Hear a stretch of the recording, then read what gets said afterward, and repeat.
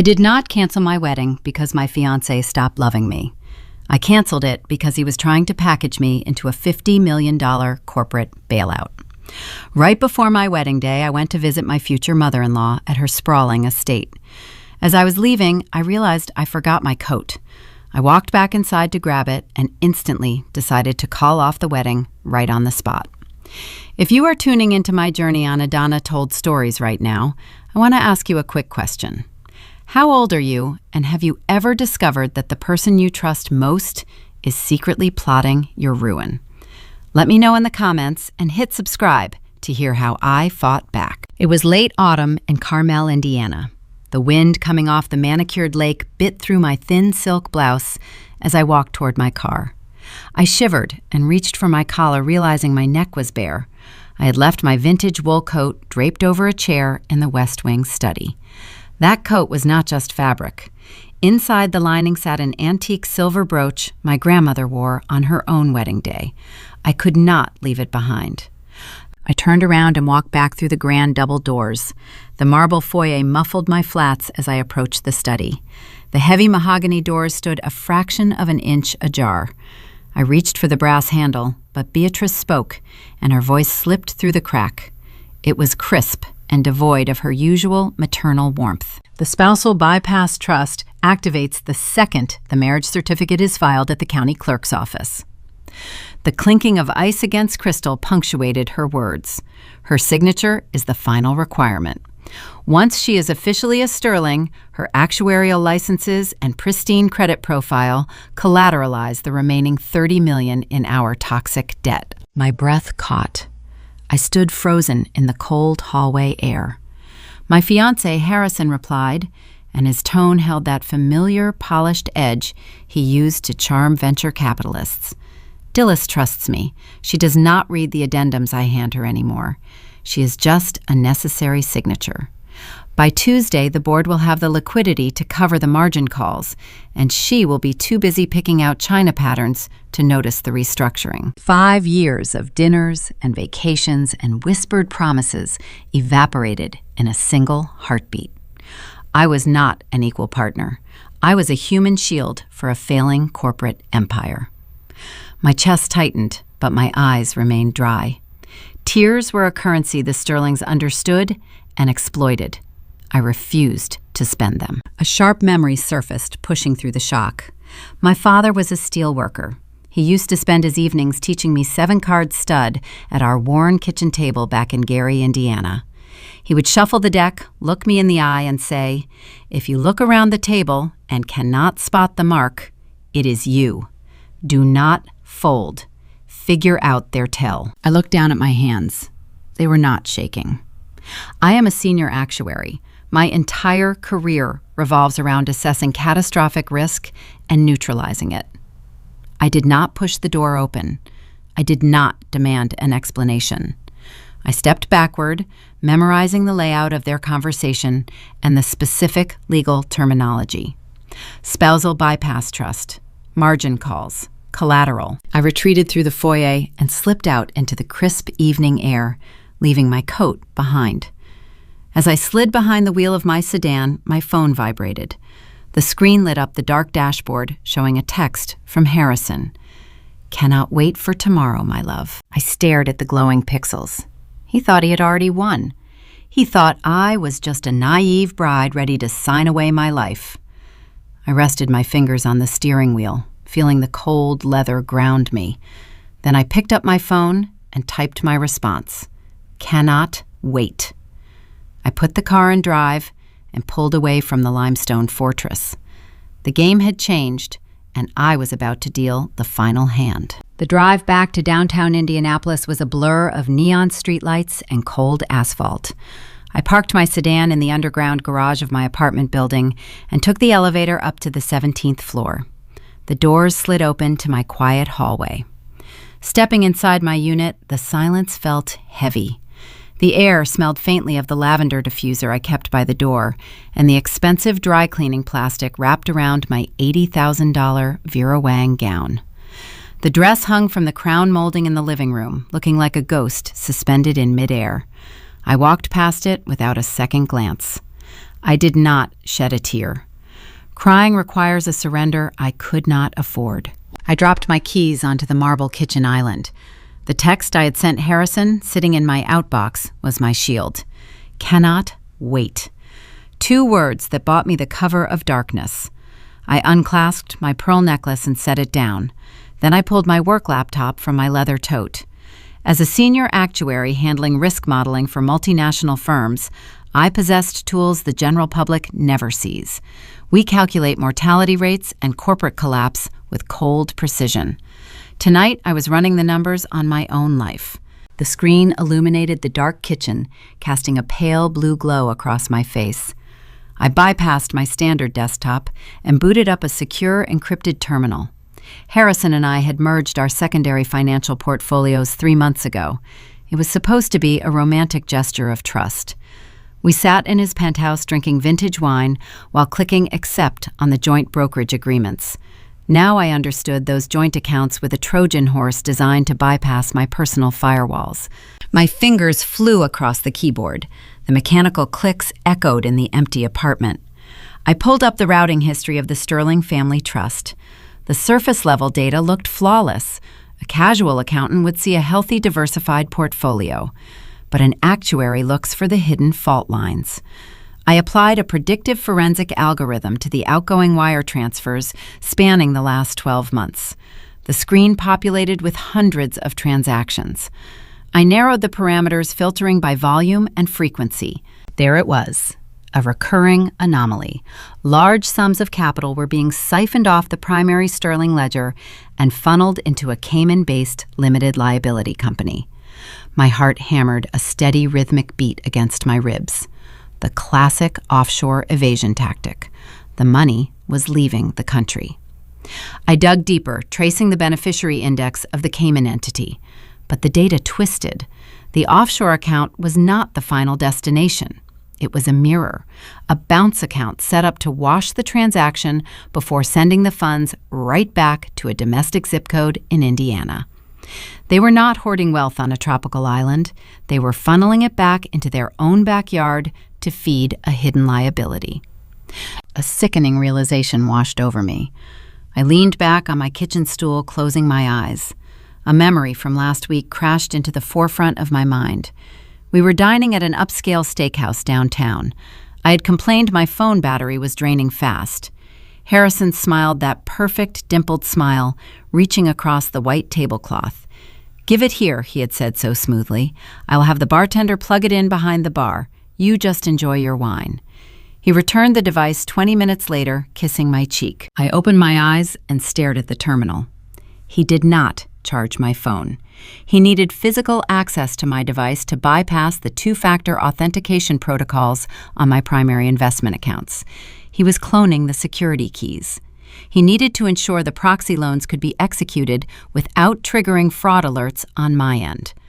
The betrayal was so intimate, so surgically precise, it made the room spin. The man I planned to marry was treating me like a corporate acquisition to be gutted and liquidated. I analyzed the legal structure of the spousal bypass trust Beatrice had mentioned.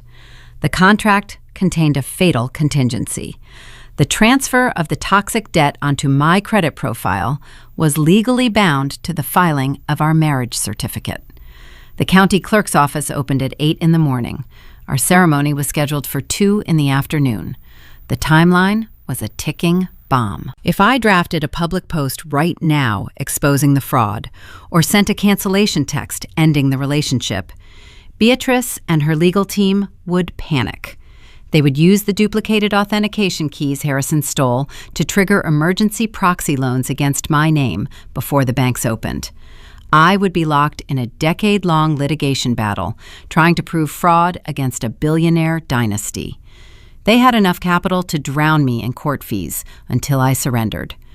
I could not break the engagement yet.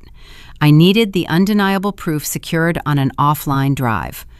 Once I had the raw ledgers, I held the leverage. I plugged a heavy-duty external hard drive into the side of my laptop. I highlighted the encrypted ledgers, the routing numbers, and the Cayman bounce account transcripts. I initiated the download. The progress bar appeared on the screen, a thin green line crawling across the dark display. The file size was staggering, holding 10 years of sterling financial history. 10%. 20%. The silence of the apartment was deafening. I could hear the faint hum of the city traffic 17 floors below. I tapped my fingernail against the marble countertop, counting the seconds. 40%. 50%. The data poured into my drive, compiling the evidence I needed to destroy their scheme and save my own future. 60%. 70%. I thought about the life I was supposed to start tomorrow. The floral arrangements arriving at the venue, the string quartet tuning their instruments, the caterers preparing the reception. All of it was a beautifully orchestrated stage play designed to distract the audience while the magicians picked my pocket. 80%. 90%. Just a few more seconds. Suddenly, a sharp, piercing chime broke the silence. A bright red notification banner dropped down from the top right corner of my screen. It was not a system alert from my computer. It was a real-time push notification from the joint banking portal. User Harrison Sterling has initiated a secure session. My stomach plummeted into a bottomless gorge. Harrison was online. At 1 a.m. the night before our wedding, he was logging into the exact same financial portal I was currently downloading from. He was active. The progress bar on my screen ticked to 95%, then 98%. Another notification flashed. Pending withdrawal request initiated. Destination routing unknown. He was testing the channels. Or worse, he had noticed a security ping from my forensic sweep and was moving to lock the accounts. If he checked the active session logs, he would see my IP address accessing the restricted trust files. The facade of the naive bride would shatter instantly. The download progress bar paused at 99%. The system hung suspended in digital purgatory. The cooling fan on my laptop whirred loudly, fighting the processing strain. I held my breath. I did not dare touch the mouse. I sat frozen in the dark, staring at the glowing screen, praying the network protocol would prioritize my extraction before his security sweep caught me. The stakes were no longer just financial. This was a digital game of cat and mouse with my entire existence on the line. How could a single woman sitting in a dark kitchen stop a ruthless corporate machine before the sun came up? The red notification blinked steadily, a glaring warning sign in the dead of night. I watched the 99% icon, waiting for the final digit to turn, waiting to see if I would survive the night or lose everything before the battle even began. The green progress bar held its breath at 99% for an eternity. My lungs burned. The cooling fan of my laptop hummed a frantic tune against the silent backdrop of my Indianapolis apartment. Then, with a soft chime, the counter flipped to 100. Extraction complete. I pulled the external drive from the USB port with a swift motion, burying the silver rectangle deep into my leather tote bag. Harrison never noticed my digital footprint. The network protocol had favored my connection by a fraction of a second. I closed the encrypted terminal and powered down the machine. The digital midnight was over, but the true warfare was just beginning. Dawn crept over the city skyline, painting the horizon in bruised shades of purple and gray. Today was supposed to be my wedding day. In a few hours, a makeup artist was scheduled to arrive with a kit full of radiant blushes and setting sprays, designed to make me look like the happiest woman alive. Instead, I sat at my kitchen island staring at a blank email draft. As an actuary, I spent my life drafting risk assessments.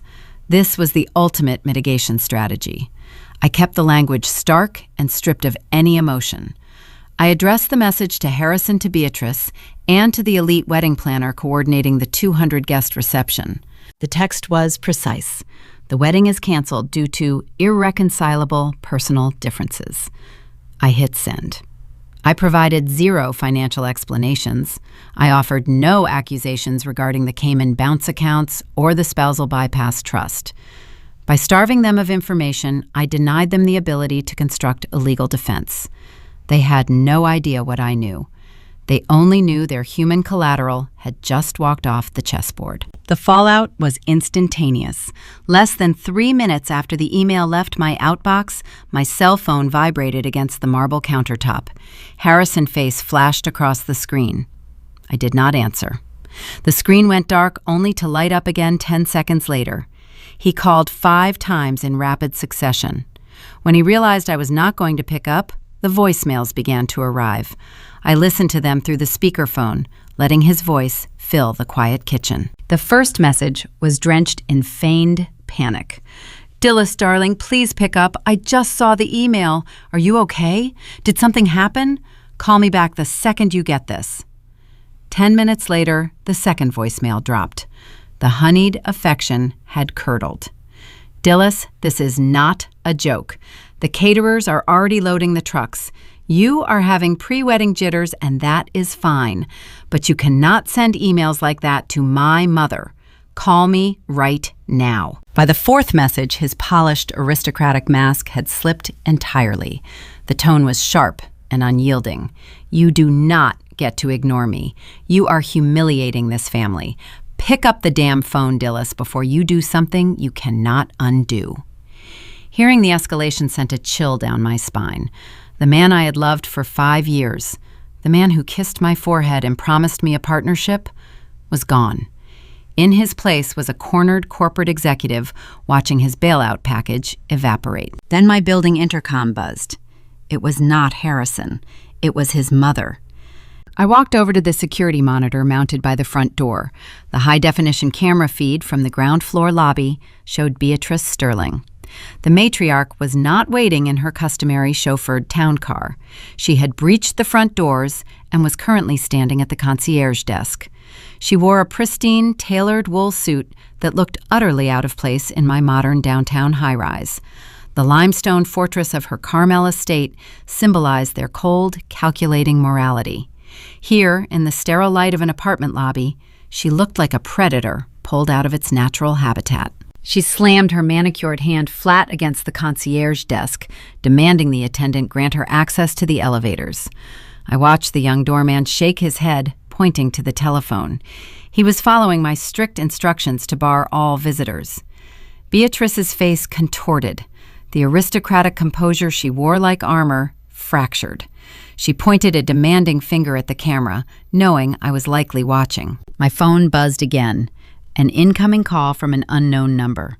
I let it route to voicemail. A minute later, the audio file appeared. I tapped play. "Listen to me very carefully, Dilys." Beatrice spoke in a low, venomous hiss. "You are making a catastrophic mistake. You think you can walk away from us without an explanation? You think you can humiliate the Sterling name on the day of a society wedding and suffer no consequences. I will ruin your career. I will make sure no actuarial firm in the Midwest ever looks at your resume again. Open this door right now and we can fix this quietly. If you force me to leave this lobby, I will tear your professional life to shreds." The recording ended with a sharp click. I stared at the monitor. Beatrice eventually spun on her heel and marched out the sliding glass doors, her posture rigid with fury. She was gone, but the psychological toll of her threats settled heavily over my shoulders. I was a girl from a working-class Indiana neighborhood, fighting a dynasty that manipulated millions of dollars before breakfast. The isolation was suffocating. There was no one I could call. If I contacted the authorities without fully deciphering the offshore ledgers, the Sterling lawyers would bury the evidence and paint me as a hysterical, jilted bride. I was entirely alone in this fight. I turned away from the screen and walked into my bedroom. My home no longer felt like a sanctuary. It felt like a compromised asset. I pulled a canvas duffel bag from the closet and began packing. I moved with methodical precision. Passports, birth certificate, social security card, the external hard drive containing their fraudulent transactions. I folded a few practical sweaters and a pair of dark trousers. I needed to be ready to move the moment their legal team filed an injunction. Every shadow in the apartment seemed to hold a threat. I jumped at the sound of the refrigerator compressor humming. The adrenaline in my veins was turning into an exhausting sludge. I zipped the duffel bag shut and placed it by the front door. I needed a secure location to review the downloaded files, a place their private investigators would not immediately check. Just as I reached for my car keys, a sharp, distinct rap echoed through the apartment. Someone was knocking on my front door. I froze. The doorman had strict orders. Beatrice had left the building. Harrison was miles away dealing with the fallout of the canceled reception. No one should have been able to bypass the lobby security. I held my breath and tiptoed toward the peephole. My heart hammered a frantic rhythm against my ribs. I pressed my eye to the glass lens. Standing in the carpeted hallway was not an angry ex-fiancé or a vengeful matriarch. It was a young man in a gray uniform, a private courier. He held a thick, premium parchment envelope in his gloved hands. It bore no corporate logo or return address. The flap was sealed with a dark crimson pool of wax, stamped with a crest I did not recognize. I hesitated. Opening the door felt like stepping onto a minefield. But the curiosity outweighed the fear. I undid the deadbolt, sliding the chain lock off its track. I opened the door just a few inches. The courier did not speak. He simply extended his arm, offering the envelope through the narrow gap. I took it. He nodded once and walked away, disappearing down the long corridor toward the elevators. I closed the door and locked it tight. I stared at the heavy parchment in my hands. The wax seal was cold. Someone possessed the resources to bypass my building security and deliver a physical message directly to my hands in the middle of a crisis. Someone in the Sterling inner circle was reaching out to me. The question was whether they were offering a lifeline or delivering a death sentence. I broke the crimson wax seal with my thumb. The thick parchment unfolded to reveal a familiar, sharp, cursive handwriting.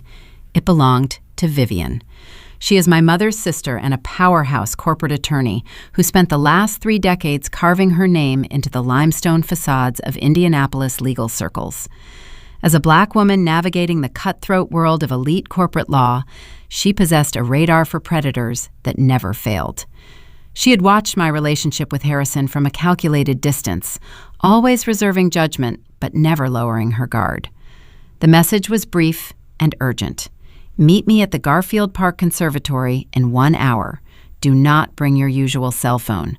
Buy a prepaid device on the way. They are already watching your digital footprint. I followed her instructions to the letter. I left my primary phone on the kitchen counter, a silent decoy for their tracking software.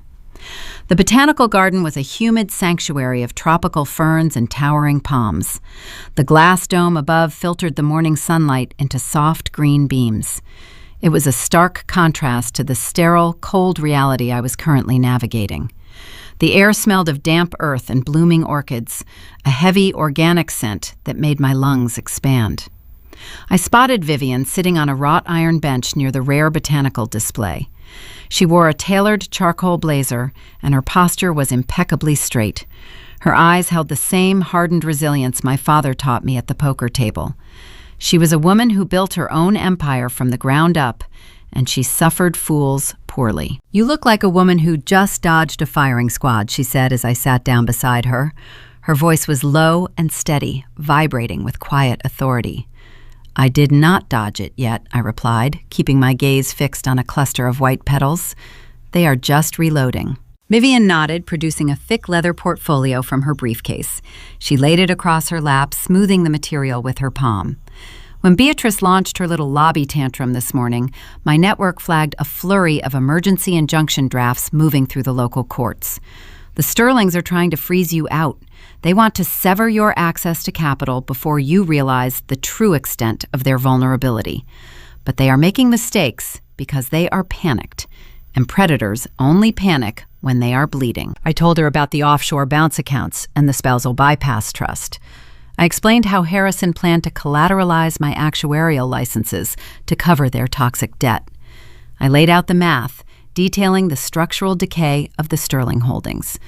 I expected Vivian to look shocked, but her expression remained etched in stone.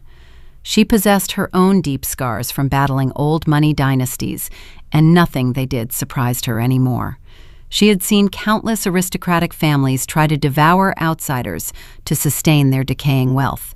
That trust is just a tourniquet, Vivian explained, tapping her manicured finger against the leather portfolio. The margin calls are a symptom. The disease is something else entirely. I pulled some favors and bypassed the standard probate seals, using contacts I have cultivated for 20 years.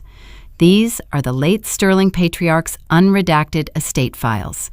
What you are going to find in here proves their desperation is not just standard corporate greed. They are bleeding cash to a domestic blackmailer. My stomach tightened. Blackmail. The word hung in the humid air of the greenhouse, feeling heavier than the thick moisture. Billionaires do not get extorted over minor indiscretions. They bury those with non-disclosure agreements and swift legal threats. A blackmailer capable of draining a $50 million empire had to hold a secret capable of sending the entire bloodline to federal prison. Vivian slid a series of legal contracts from the portfolio, handing them to me. I am filing a counter-motion under a dummy corporation to block their injunctions, she said. It will provide you with a temporary legal shield and keep your primary assets liquid for another 48 hours. That gives us a window. We need to find out exactly where the hemorrhage is located, and we need to map the blast radius before they detonate the charges. We moved our operation to a secure conference room in Vivian's downtown firm. The glass walls offered a panoramic view of the city, but my focus remained locked on the numbers. I plugged in my external hard drive and cross-referenced my downloaded ledgers with the unredacted estate files Vivian provided. The actuarial math began to weave a terrifying tapestry. As I dug deeper, the pristine image of the Sterling family dissolved into a chaotic web of financial ruin. The Cayman entity was indeed a mirror. But while a portion of the funds washed back into the Sterling corporate accounts to pacify angry board members, a second silent stream diverted elsewhere. I tracked the secondary routing numbers through a maze of shell corporations. They bypassed the traditional banking sector entirely and funneled into a domestic limited liability company registered right here in Indiana. The LLC had no public board of directors. It produced no goods and offered no services. Yet it received a staggering monthly payout that rivaled the operating budget of a mid-sized factory. It was a financial black hole, swallowing capital at an unsustainable rate. "We need eyes on whatever this LLC actually is," Vivian said, leaning over my shoulder to study the glowing monitor. I did not hesitate. Using a portion of the untraceable funds Vivian had shielded for me, I contacted a private investigator. He was a former forensic auditor who specialized in ghost tracking and asset location. I gave him the LLC registration details, the routing history, and a generous retainer to prioritize the job. Then we waited. The hours stretched into an agonizing crawl. I paced the length of the expansive conference room, drinking stale coffee and running the predictive models again and again. Every calculation ended in a comprehensive collapse of the Sterling empire. Whoever was draining their accounts was doing it with surgical precision, leaving them with just enough oxygen to survive another month. Just before sunset, my secure prepaid phone buzzed. An encrypted file dropped into the inbox. The investigator had returned his preliminary findings in record time. I opened the file on the large wall monitor so Vivian could see the results clearly. The photographs did not display a high-rise corporate office or a secure banking facility. The untraceable LLC was a residential property. It was a picturesque colonial house located in a quiet, affluent suburb of Indianapolis. The front lawn was impeccably manicured, bathed in the golden light of the late afternoon. A tricycle sat abandoned on the paved driveway, hinting at a quiet domestic life. Why would a shell company own a suburban home, I asked, trying to make sense of the visual data. The actuarial logic in my brain scrambled to find a correlation between immense corporate debt and a brick house with flower boxes. "Keep scrolling," Vivian ordered, her voice tightening as she stepped closer to the screen. I clicked to the next image in the sequence. It was a telephoto shot taken from a parked car across the street, focusing on the front porch. The front door of the colonial house was open. Standing on the porch was a young woman with long, dark hair. She wore a simple cashmere sweater and held a plush toy in one hand. Her posture suggested she was expecting someone. But she was not alone. A 4-year-old boy clung to her leg, looking up at the person standing on the welcome mat. I stopped breathing. The air in the conference room turned to ice. My hands gripped the edge of the mahogany table so hard, my knuckles turned white. The person standing on the porch, holding a brightly colored gift bag and smiling down at the child, was Harrison. The man who was supposed to stand at an altar and pledge his life to me today was instead visiting a hidden house in the suburbs. The timestamp on the photograph read 3 o'clock this afternoon, the exact time we were scheduled to exchange rings. While his mother was storming my apartment building and his lawyers were drafting emergency injunctions to steal my future, Harrison was playing house. I zoomed in on the child's face. He shared the same distinctive jawline and the same piercing eyes as the man towering over him. The resemblance was undeniable. A cold wave of clarity crashed over me. The immense debt, the offshore routing, the blackmail, it was all connected to this driveway. "This is not a corporate cover-up," Vivian whispered, her eyes wide with realization. "This is a shadow family." The puzzle pieces snapped together with a sickening crunch. The Sterlings were not just trying to save their logistics firm, they were trying to fund a secret bloodline and buy the silence of the woman raising it. The mystery had deepened drastically, plunging past corporate fraud into a profound emotional betrayal. I stared at the image of the young woman on the monitor. She was the recipient of millions of dollars in stolen funds. Was she the mastermind behind the blackmail, orchestrating the downfall of the Sterling Empire? Or was she another pawn trapped in their ruthless game? My analytical mind raced, calculating the variables of this new threat. I needed to know exactly what Harrison was hiding in the suburbs, and I was going to find out. The image on the monitor fractured the final remaining pillar of my previous existence. The financial fraud was a math problem, a corporate puzzle I could solve with logic and ledgers. But the photograph of Harrison holding a brightly colored gift bag on a suburban porch rewrote the entire narrative. He was leading a double life. The toxic debt the Sterling dynasty was desperately trying to collateralize against my actuarial licenses was not merely the result of bad investments or market shifts.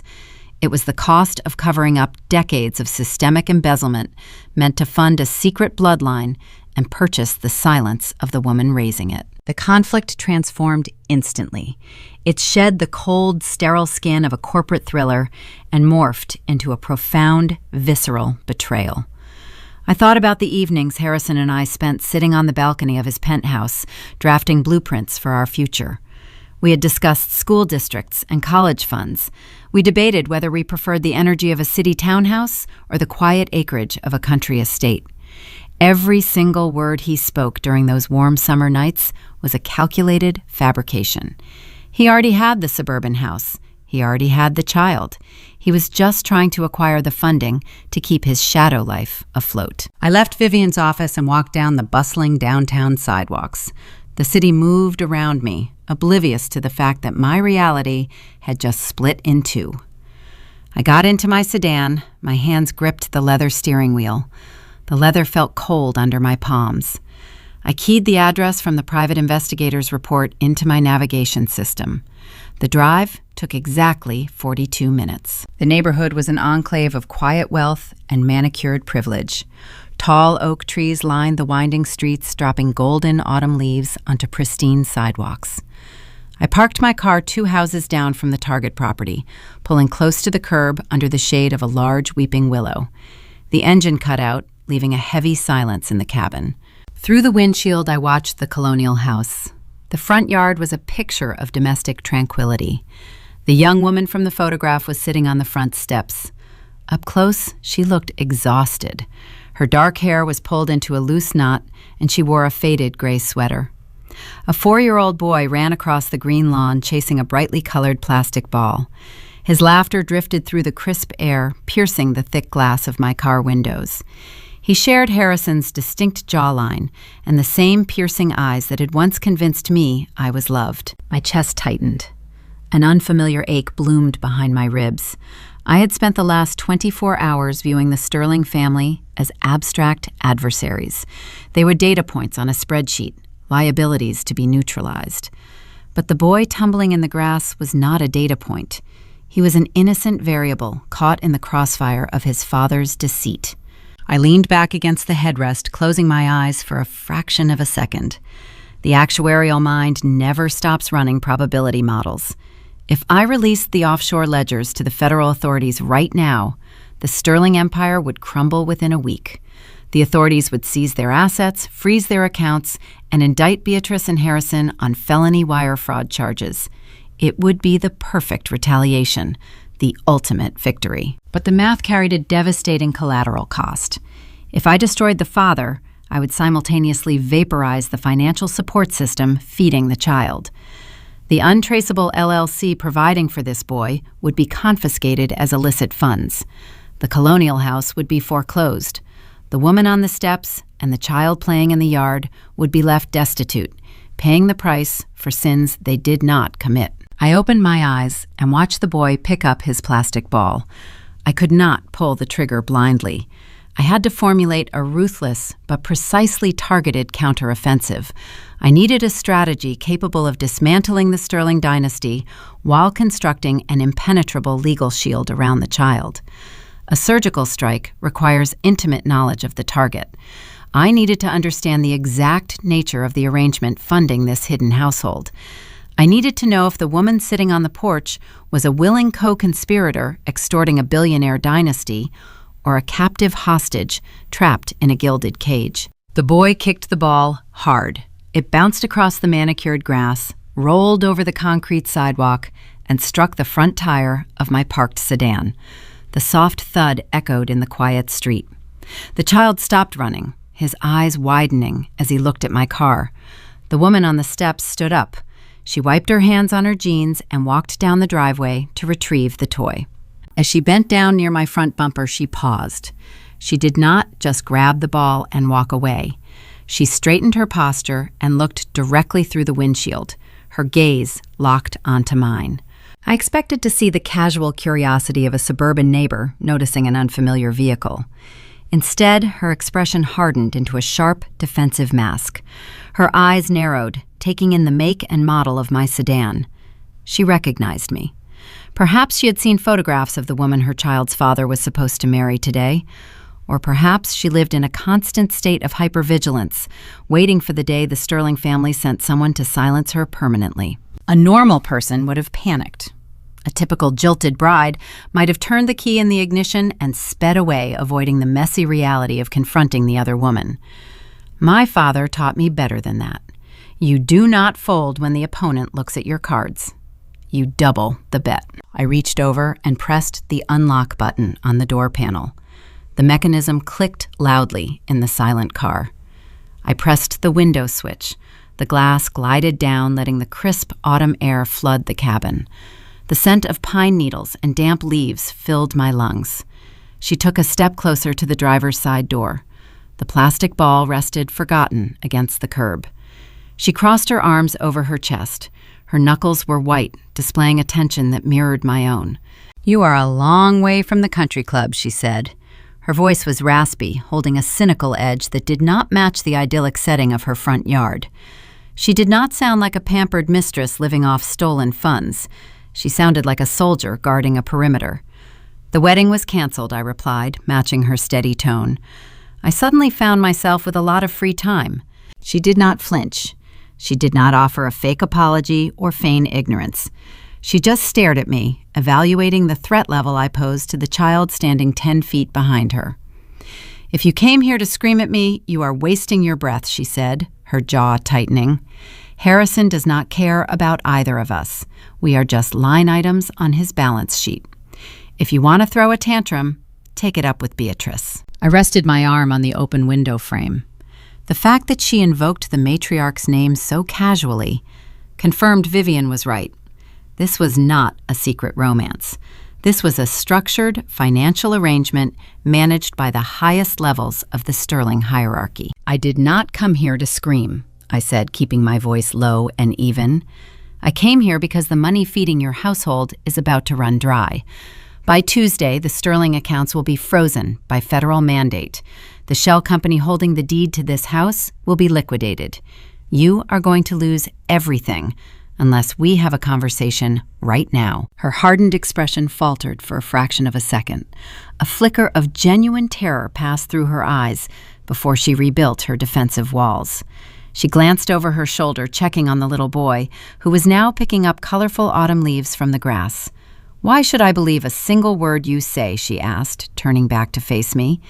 "You are the woman they tried to buy to replace me." I reached into my leather tote bag and pulled out the thick stack of printed financial ledgers I had compiled in Vivian's conference room. I held the paperwork out the window, offering her a glimpse of the offshore routing numbers and the internal audit reports.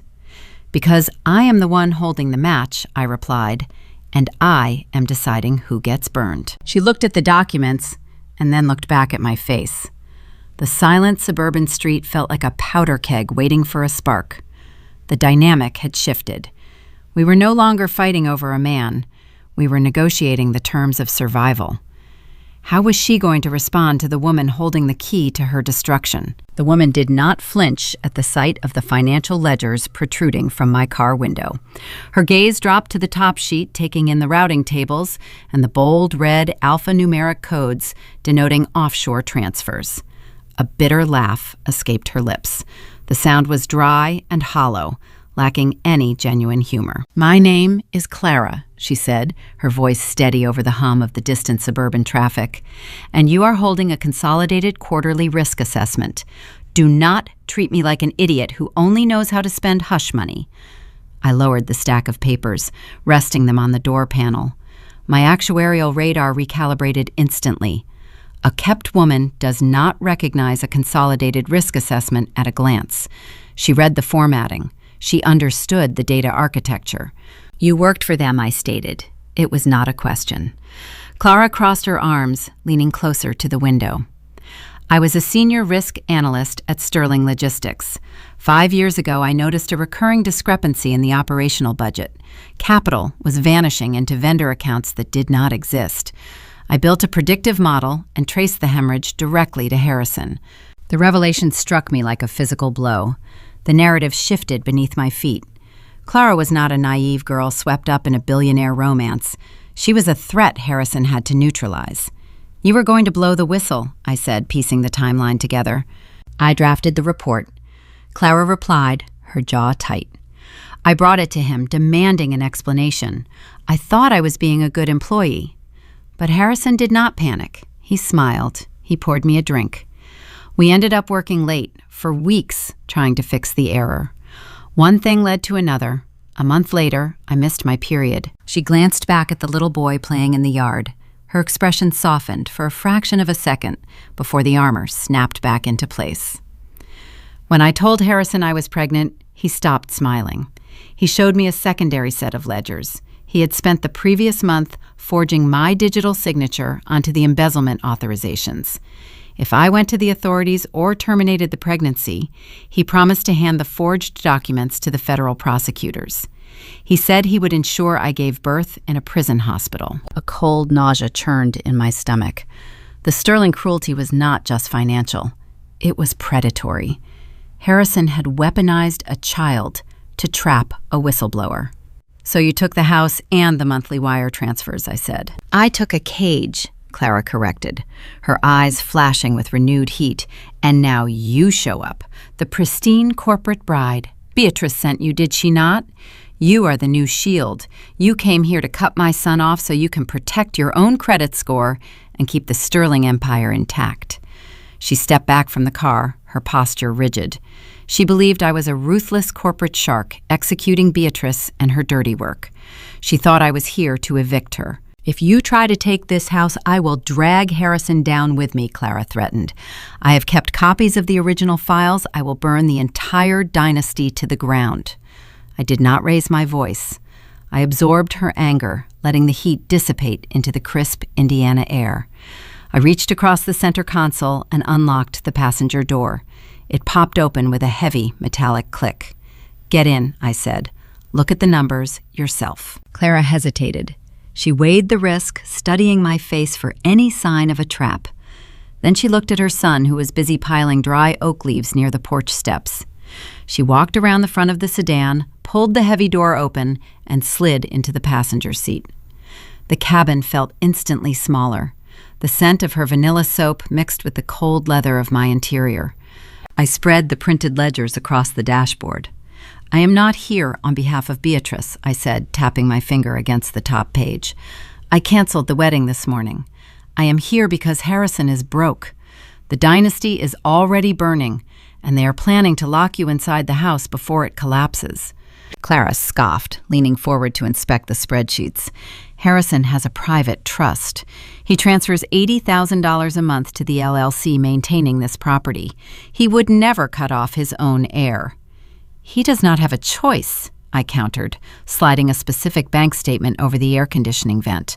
"Look at the routing status on your son's private preschool tuition from last Tuesday." Clara traced the line item with her index finger. The alphanumeric code next to the transaction read, "Pending." Below it, a subtext code indicated insufficient capital. Her breath hitched. A bounced payment. That is impossible. The escrow account always has a 6-month buffer. "The buffer is gone, Clara. They drained it to cover the margin calls on the logistics firm last week."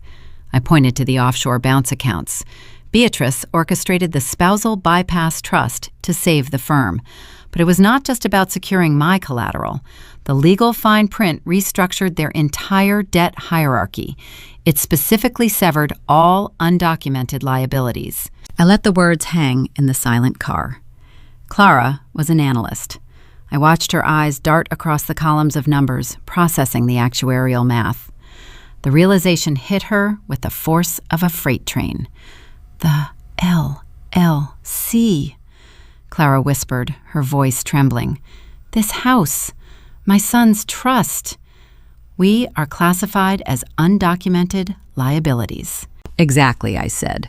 "The moment I signed that marriage certificate, Beatrice planned to dissolve the LLC holding your deed. Harrison would have zero legal obligation to support you because his personal assets would be tied up in the new marital trust.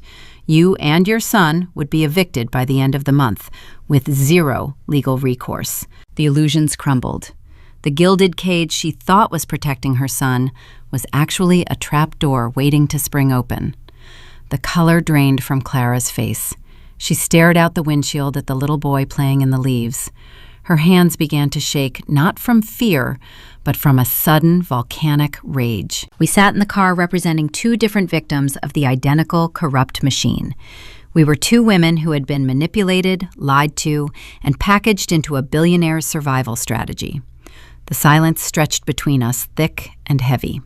"Why are you telling me this?" Clara asked, finally tearing her gaze away from her son to look at me.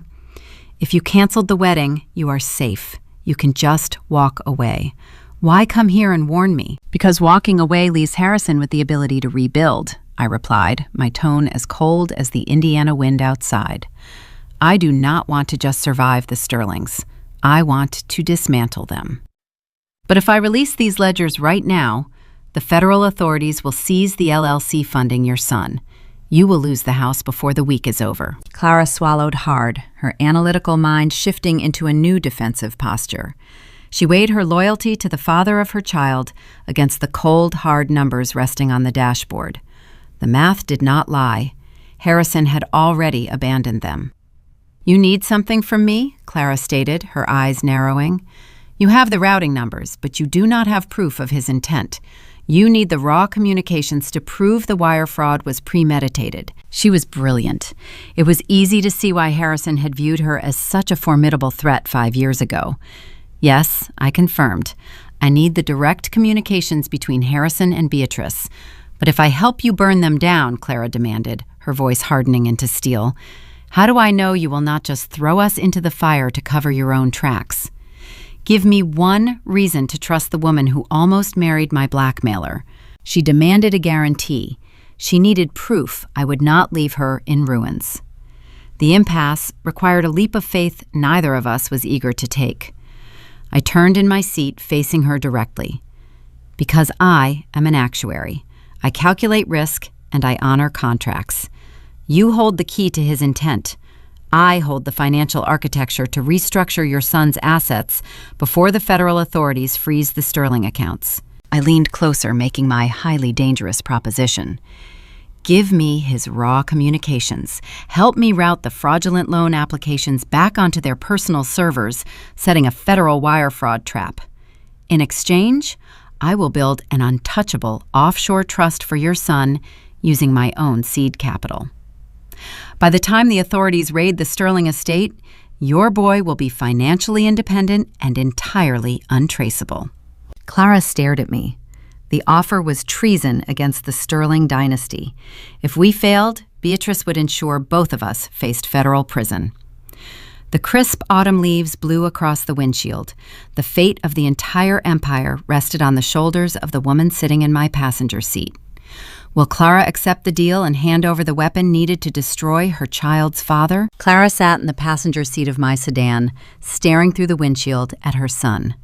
The wind picked up, sending a flurry of dry oak leaves dancing across the paved driveway. The little boy laughed, chasing the swirling colors, oblivious to the fact that his entire future hung in the balance of a conversation happening 10 feet away. I watched Clara process the proposition. I had offered her a shield built from my own capital in exchange for the sword I needed to slay the Sterling Empire. As a former senior risk analyst, she understood the precarious nature of our alliance. She had spent the last 5 years living under the thumb of a billionaire dynasty, trading her silence for a false sense of security. Now the illusion was shattered. She knew Harrison was preparing to discard them both to save his inheritance. I need the trust documents drafted and signed before you initiate any retaliation, she said. Her voice lacked any trace of hesitation.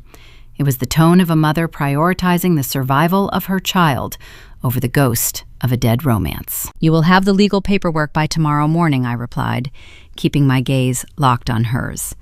My aunt is a corporate attorney. She is structuring the offshore entity as we speak. Once the seed capital is transferred, the funds will be untouchable. The Sterling lawyers will never find it. Clara turned her head, studying my face. She searched for deception, but found only the cold calculus of a mutual enemy. We were an unlikely coalition, forged in the fires of Harrison and his deceit. She reached a decision. The defensive posture melted away, replaced by a sharp, focused determination. "Wait here," she ordered. She opened the car door and stepped out into the crisp Indiana afternoon. I watched her walk up the driveway, scoop her son into her arms, and carry him inside the colonial house. The front door clicked shut. The suburban street returned to a deceptive quiet. My hands gripped the steering wheel. I counted the seconds, wondering if she was calling Harrison to warn him or gathering the evidence she promised. 3 minutes later, the front door opened. Clara walked back down the driveway, alone.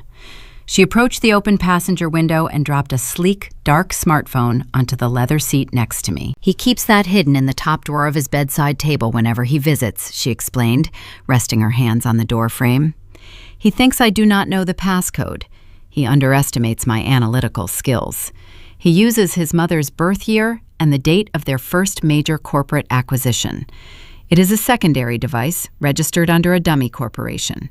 He uses it to communicate directly with Beatrice about the trust restructuring without leaving a trail on the primary servers. I stared at the dark screen of the device. I turned the sleek phone over in my hands.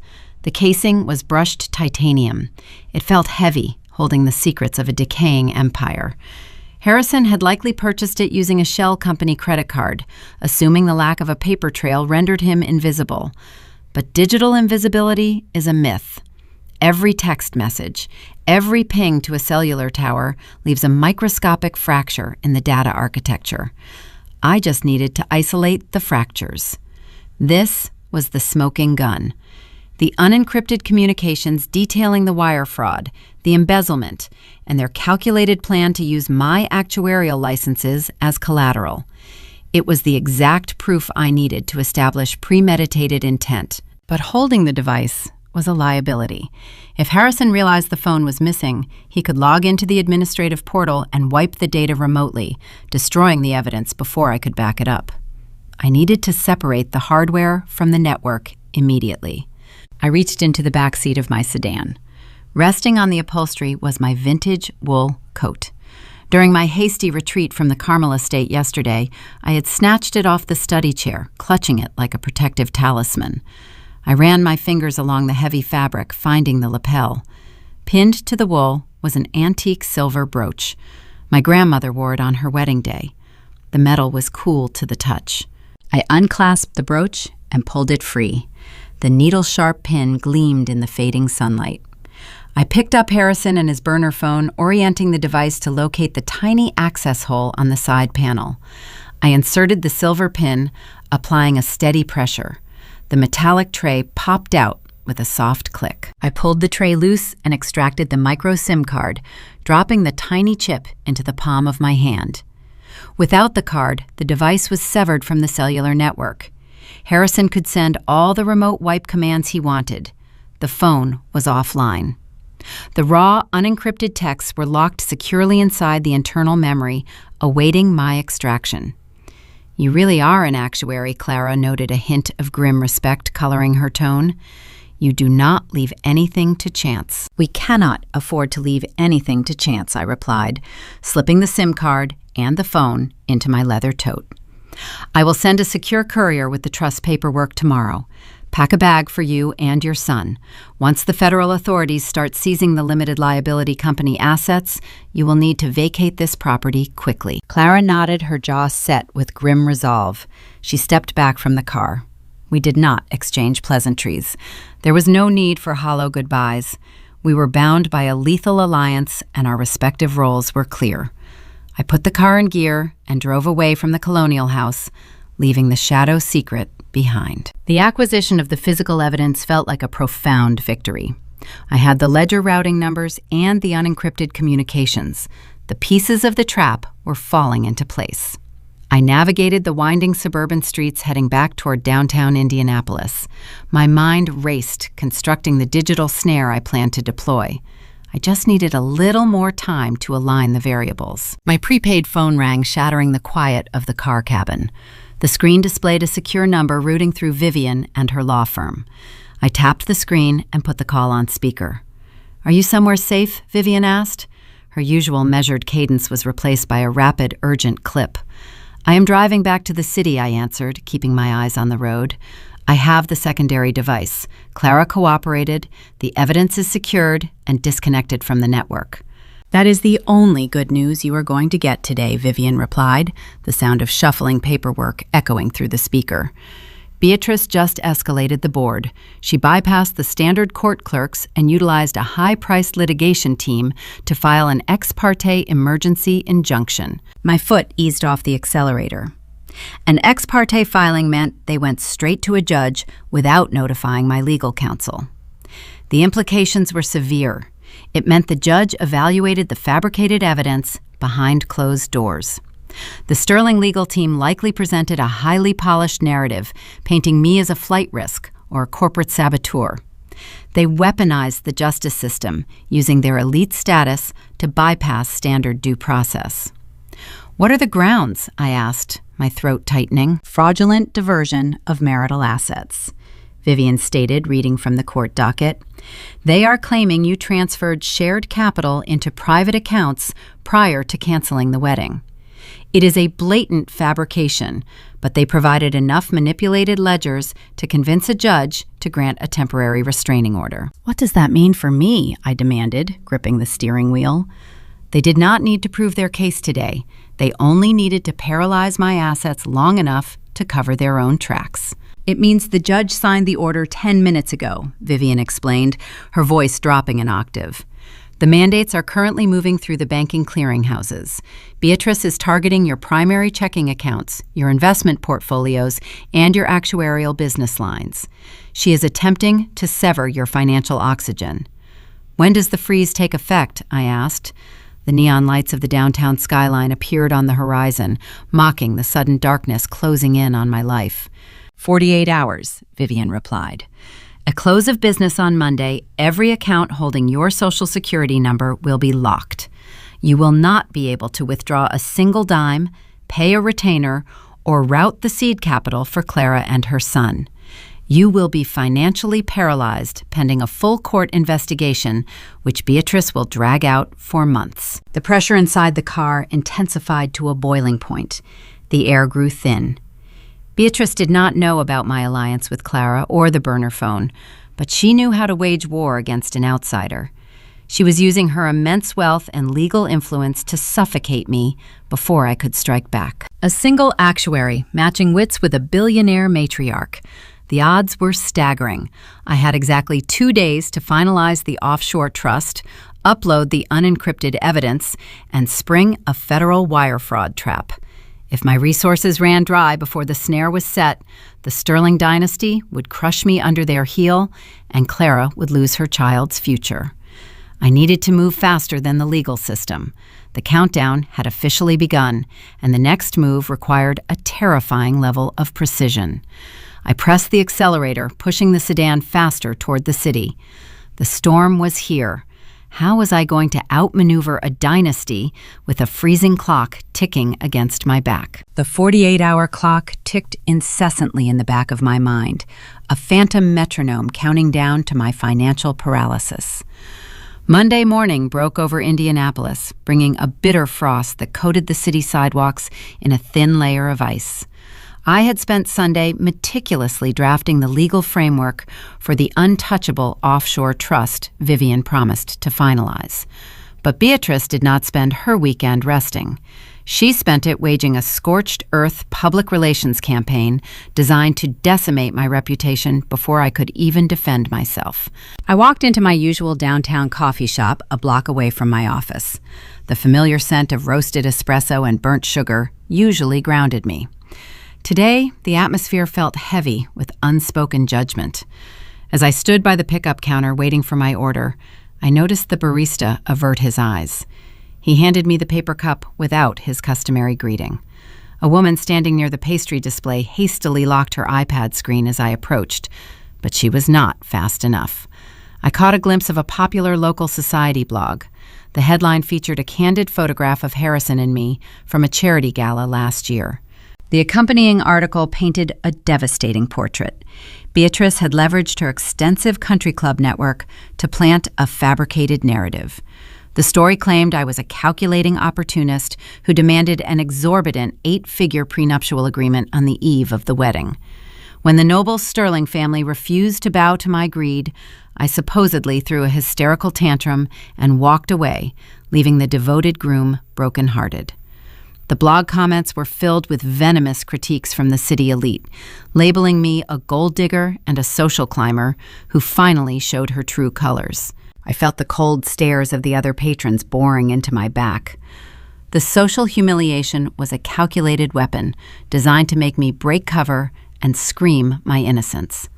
A lesser opponent would have immediately posted the offshore ledgers to vindicate themselves. But actuarial discipline requires looking past the immediate pain to secure the long-term outcome. If I released the evidence now, Harrison would realize I held his unencrypted communications. He would instantly move the shadow funds, and Clara would lose her leverage. I had to absorb the public rejection. I maintained a neutral expression, picked up my coffee, and walked out the door without rushing my pace. The real battle awaited me on the 50th floor of the towering glass and steel building where I built my career. Midwest Actuarial was a sanctuary of logic and mathematics. When the elevator doors parted, the receptionist handed me a folded slip of paper without making eye contact. The managing partners required my presence in the executive suite immediately. I walked down the carpeted hallway and pushed open the frosted glass doors of the boardroom. The air inside felt refrigerated. 2 senior partners, Thomas and Richard, sat at the far end of a long mahogany table. Standing near the window overlooking the city was Evelyn, the chief compliance officer. Evelyn was a former federal forensic accountant who spent a decade auditing corrupt defense contractors before moving to the private sector. She possessed a terrifying intellect and a radar for deception. "Dillis, take a seat," Thomas said, his voice tight with suppressed panic. I remained standing, clutching my leather tote. "Why am I being summoned before the market opens?" I asked, keeping my tone even. Richard slid a thick manila folder across the polished wood. "We received an anonymous whistleblower complaint overnight," he explained, adjusting his silver-framed glasses.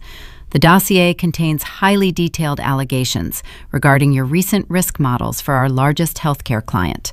The complaint suggests you manipulated mortality tables to secure favorable premiums, resulting in a personal kickback. A chilling wave of realization washed over me. The public smear campaign was just a distraction. This was the true strike. Harrison was attempting a corporate assassination. He wanted to strip me of my actuarial licenses, ensuring I could never rebuild my life once his mother froze my banking assets. I opened the folder and reviewed the printed spreadsheets. The formatting was flawless. It mirrored my exact analytical style down to the custom macros and color-coded liability columns. Harrison had unrestricted access to my home office for 5 years.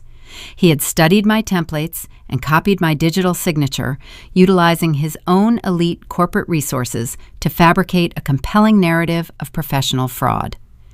If these allegations triggered a state regulatory audit, I would face immediate suspension and potential prison time. The numbers present a very disturbing pattern. Thomas continued folding his hands on the table.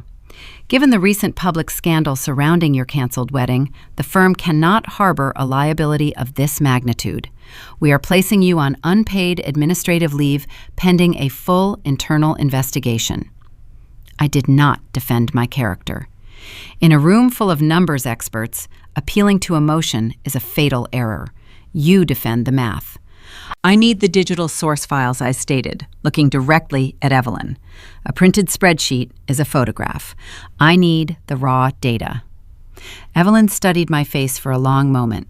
She reached into her blazer pocket and produced a silver flash drive, tossing it across the table. The anonymous sender routed a secure download link to our compliance portal, she said. That drive contains the uncompressed files. Show us what you see. I pulled my laptop from my tote bag and plugged the drive into the USB port. I bypassed the standard spreadsheet viewer and launched a background metadata extraction tool. I connected my screen to the boardroom projector, casting the code onto the blank white wall for the partners to witness. Every document created leaves a microscopic digital fingerprint. I explained typing rapid command lines into the terminal. The author can manipulate the visible numbers, but the operating system automatically embeds the media access control address of the originating hardware. It also logs the Internet protocol routing history of every save state. Lines of green text scrolled down the projected wall. I highlighted a specific cluster of alphanumeric codes. These documents were not authored on my office terminal or my registered home network, I stated, pointing to the highlighted string. The MAC address matches a commercial-grade enterprise router. If we overlay the IP geolocation data, we can trace the exact origin of the packet transmission. I ran the trace utility. A digital map materialized on the screen, pinpointing a localized server hub. The coordinates traced directly to the Sterling Enterprises corporate headquarters, with a secondary node pinging a residential IP address located at the Carmel estate.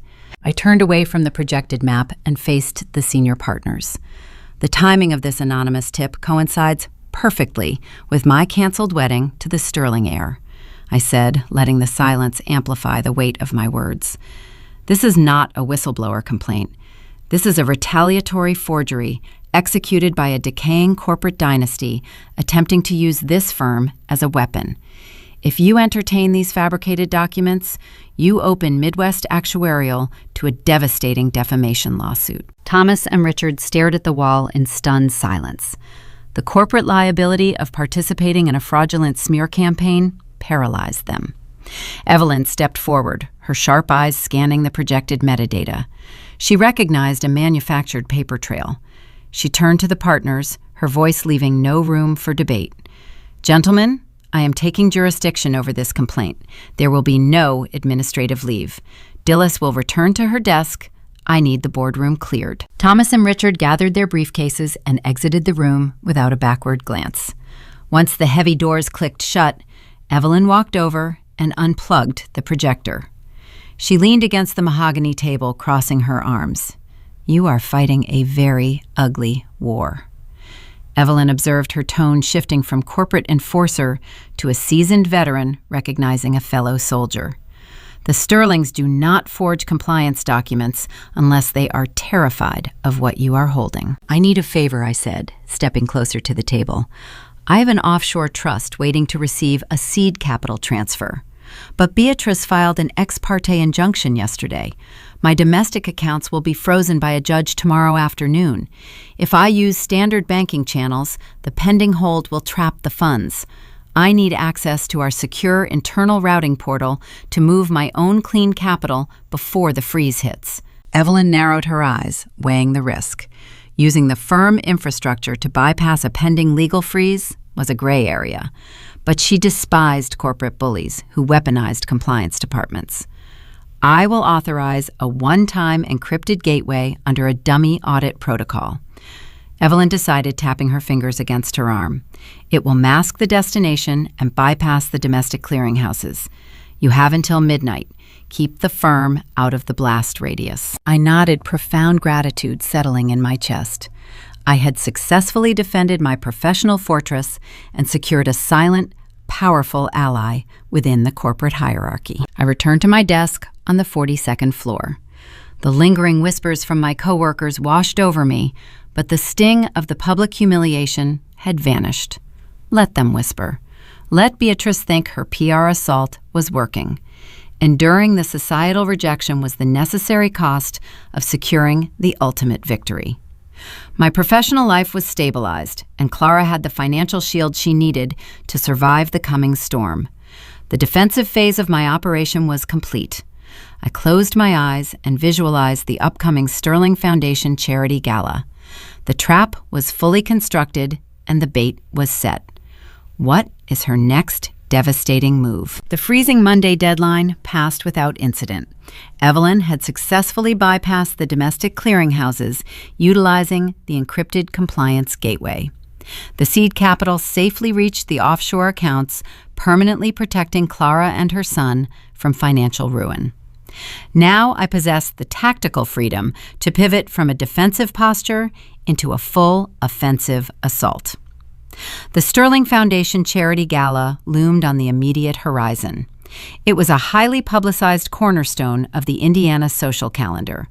The event represented a night where billionaires gathered to display their philanthropic masks while quietly brokering ruthless backroom deals. I stood in front of my bedroom mirror, shedding the fragile skin of a grieving bride. I selected a tailored emerald green sheath dress that projected absolute authority and cold precision. The fabric armored my posture.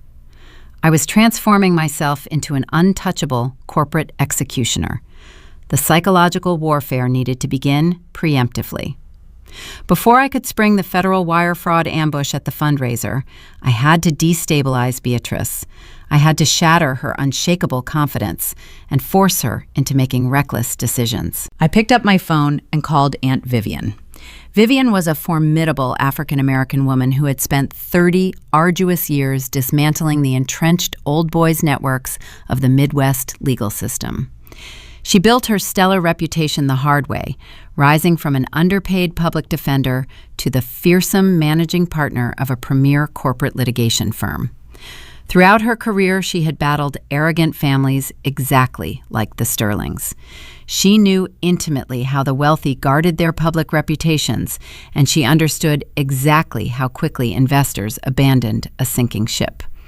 I asked her to casually seed a highly calculated, devastating rumor among the foundation board members regarding the current liquidity of Sterling Enterprises.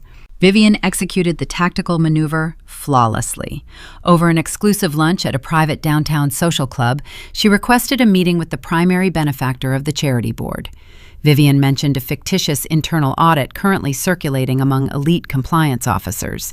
She hinted heavily that Beatrice was quietly liquidating legacy assets at a massive loss to cover a catastrophic margin call linked to the logistics division.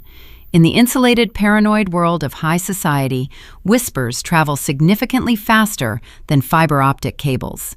By Tuesday afternoon, the panic was palpable. Board members were discreetly shifting their philanthropic pledges away from the Sterling name. Beatrice was suddenly bleeding critical social capital. The sudden, chilling reception in their social circle forced the matriarch into a panicked, defensive posture. She desperately needed a public relations victory to reassure her skittish investors. She needed the jilted bride to publicly return to the fold, validating their fabricated narrative of a mutual separation. My phone buzzed with an urgent invitation to a private reconciliation dinner at a highly exclusive downtown steakhouse. It was the absolute perfect opportunity to deploy my deception. I walked into the dimly lit restaurant, allowing my shoulders to slump slightly. I projected the convincing image of a woman thoroughly exhausted by the relentless corporate pressure and public humiliation.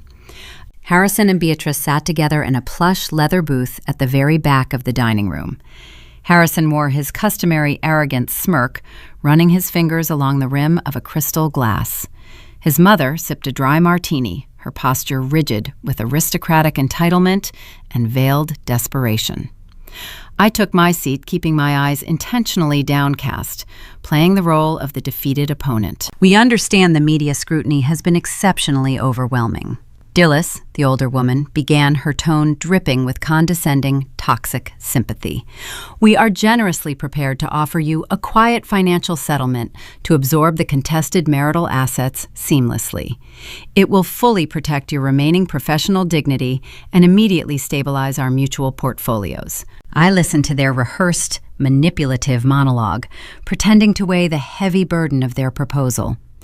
Underneath the heavy oak table, my sleek smartwatch vibrated silently against my wrist. Before I ever left my apartment, I had synchronized the extracted micro SIM card data with my secure personal cloud network, effectively cloning his hidden burner phone. I could now intercept his secure digital communications in real time without him ever knowing the encryption was breached. I glanced down at the illuminated watch face, masked by the drape of my linen napkin. The incoming text message originated directly from Harrison, directed straight to the device currently sitting inside his mother's designer purse, located just inches away across the table. She is completely caving. The actuary is falling for it hook, line, and sinker. We own her. Dramatic irony stepped into the center stage and became a beautiful, lethal weapon. He sat 2 feet away from me, sipping an expensive aged bourbon, entirely unaware that his smug digital confession was broadcasting directly to his chosen target.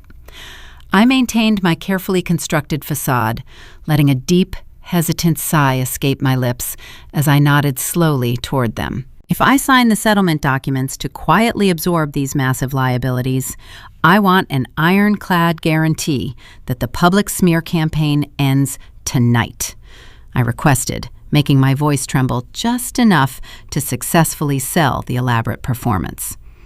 Harrison grinned widely, flashing his perfectly veneered teeth. You absolutely have our solemn word, Dilys. We are family, after all. The tense dinner concluded with firm handshakes and a false sense of triumph radiating heavily from the Sterling camp. They genuinely believed they had successfully neutralized their biggest legal liability. They had absolutely no idea they were actively stepping directly into a massive federal snare. I left the opulent restaurant and immediately began positioning my allies for the upcoming charity gala. The physical layout of the massive venue required meticulous strategic placement to ensure all potential legal exits were completely covered when the final hammer fell. I drove through the dark streets to the secure, undisclosed apartment where Clara and her young child were temporarily residing, away from the looming corporate fallout. Clara possessed an intimate working knowledge of the corporate hierarchy and the exact security protocols the dynasty utilized during their lavish public events. We sat together at a small, round kitchen table, mapping out the detailed architectural blueprints of the grand ballroom. I needed Clara to physically infiltrate the gala, disguised as a senior private catering manager. She would have completely unrestricted access to the VIP lounges and the central server routing hubs located directly behind the main presentation stage. Her physical presence was incredibly risky, but she firmly insisted on personally witnessing the absolute destruction of the arrogant man who had cruelly imprisoned her for 5 long years. At the exact same time, Vivian would attend the lavish event, operating as a platinum-tier donor. Her specific critical task was to strategically corner the senior corporate executives and keep them entirely occupied near the front entrance, effectively preventing them from interfering with the digital trap. I had the fraudulent loan applications fully rigged with an aggressive auto-execution script.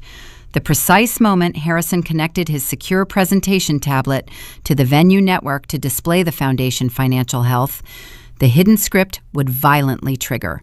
It would instantly reverse the fabricated debt, transferring the massive embezzlement footprint directly onto their personal, unencrypted servers, while simultaneously forwarding the irrefutable evidence packet to the United States Department of Justice.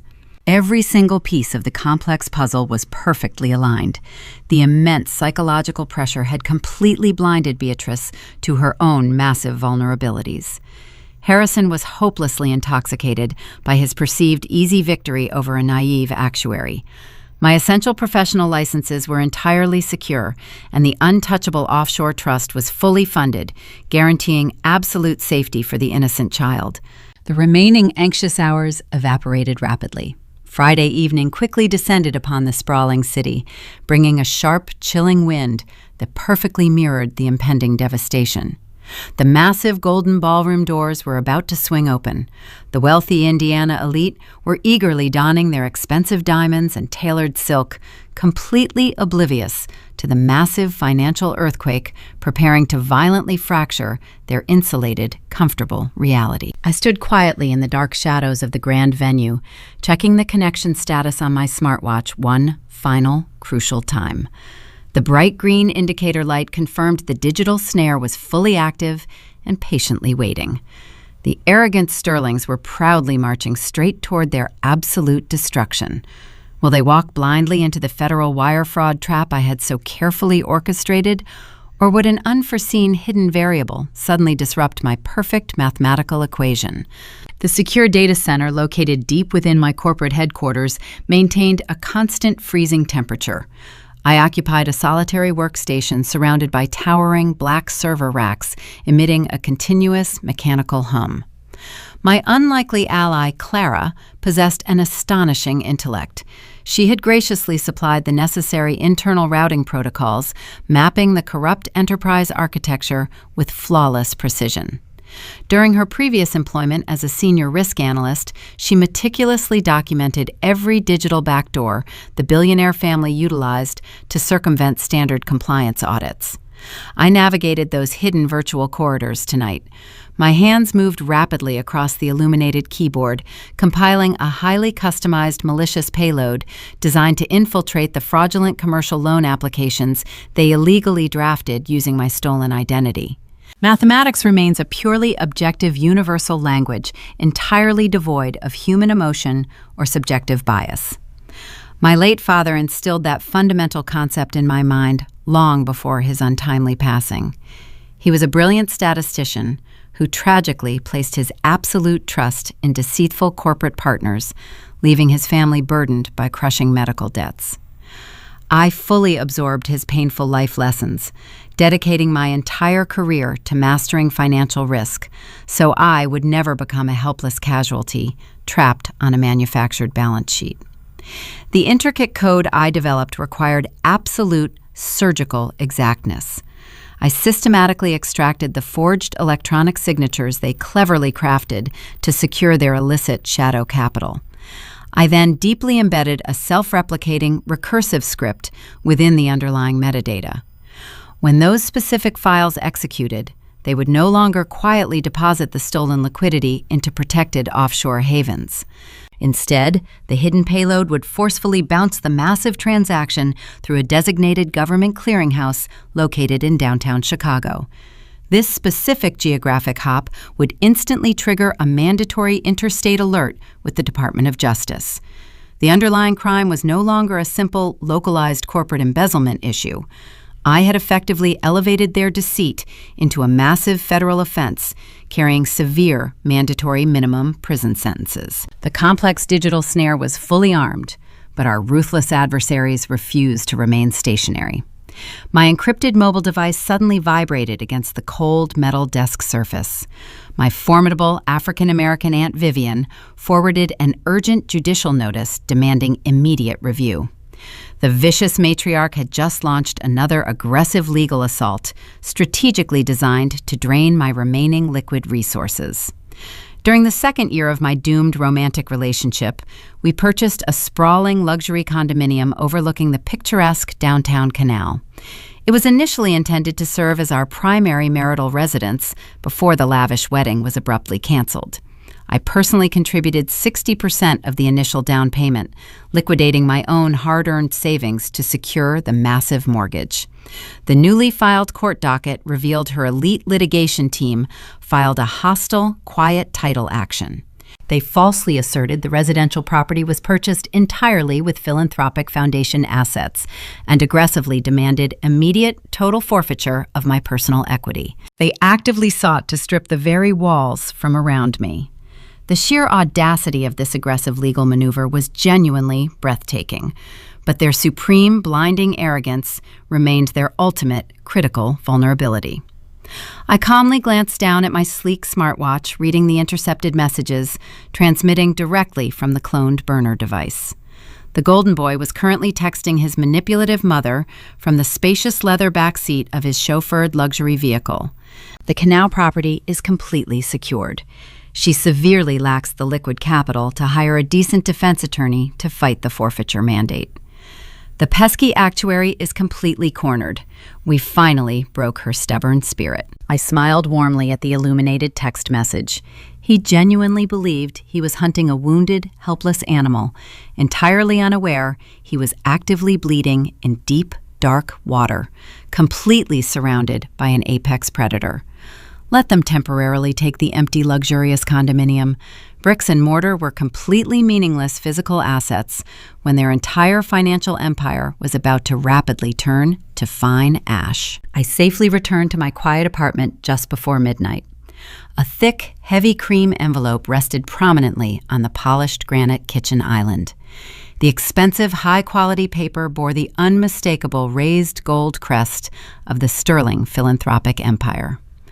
I carefully sliced the crimson wax seal open, revealing an elegant, mockingly formal invitation to the upcoming prestigious charity fundraiser. The vindictive mother purposefully sent it as a final, petty, psychological blow. She sadistically wanted me to physically hold the beautiful, expensive card, knowing I was officially, permanently banished from their exclusive elite circle. She intended for me to watch their glittering, glamorous world from the bleak, lonely outside. A condescending handwritten note gracefully adorned the bottom right corner of the heavy cardstock. We truly thought you might greatly appreciate a small, memorable souvenir of the wonderful, luxurious life you almost successfully secured. Best wishes on your future, meager endeavors. The toxic, overwhelming condescension radiated intensely from the elegant, flowing cursive script. They felt so incredibly invincible, they joyfully invited their own silent executioner to the lavish, celebratory feast. I pulled a sleek silver pen from my wooden desk drawer and confidently marked the enclosed thick response card with a single, bold check mark next to the affirmative option. I quietly slipped the response back into the stamped return envelope.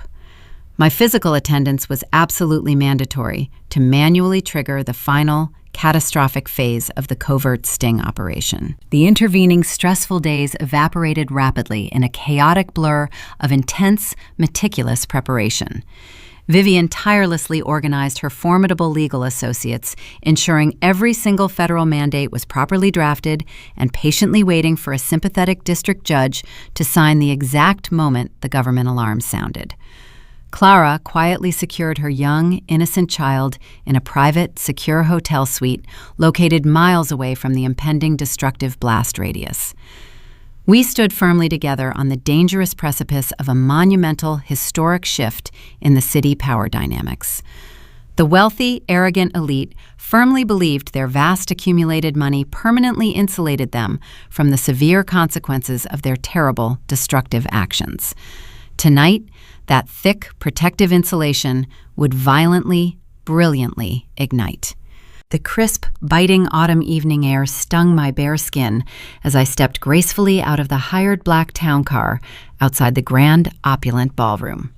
The massive, imposing venue served as a towering fortress of extreme privilege, bathed in brilliant, sweeping spotlights and completely surrounded by fleets of expensive imported vehicles.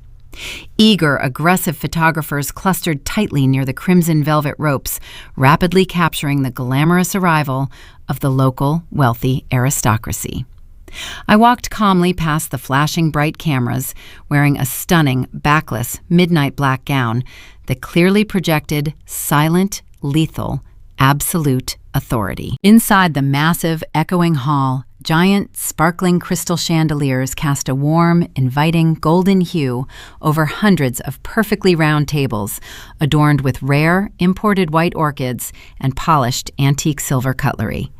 The cavernous room buzzed loudly with the hushed, secretive conversations of corrupt politicians, ruthless corporate tycoons, and desperate, ambitious socialites. The targeted, arrogant groom stood proudly near the elevated main stage, tightly flanked by the senior board members, confidently holding his secure presentation tablet. He looked incredibly dashing, handsome, and utterly, permanently condemned.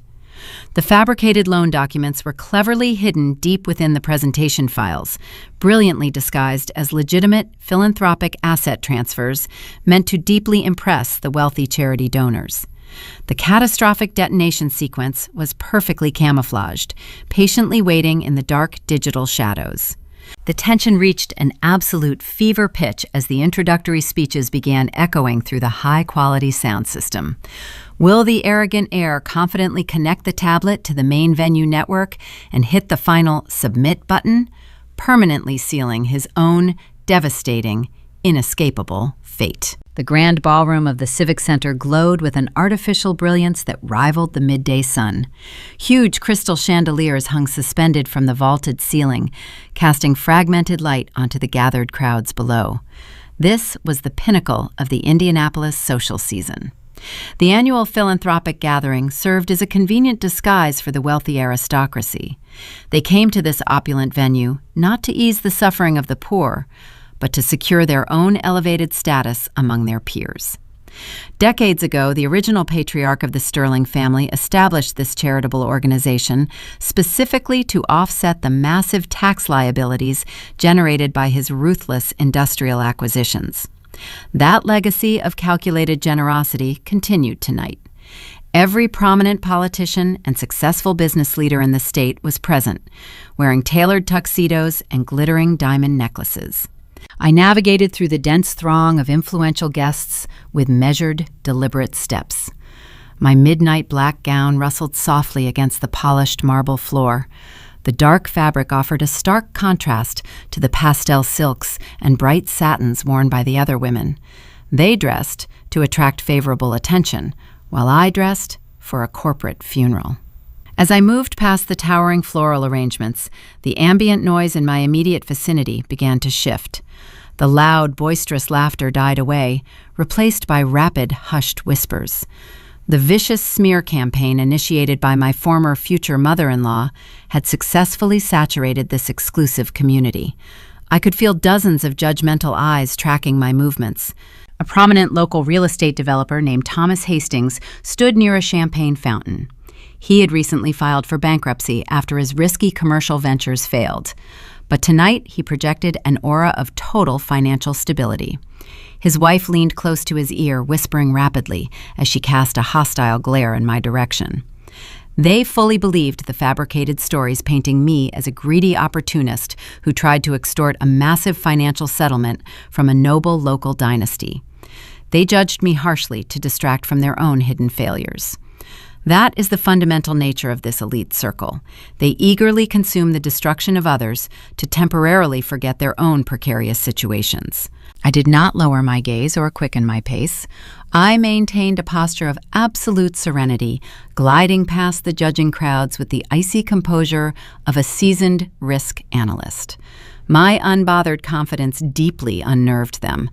They expected a disgraced, broken woman attempting to desperately salvage her ruined reputation. Instead, they witnessed a silent predator moving with terrifying purpose through their fragile ecosystem.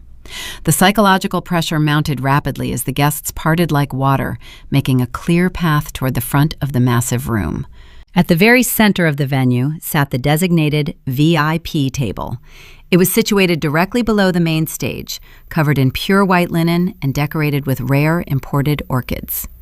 Harrison stood near the edge of the elevated platform, holding a crystal glass of expensive bourbon.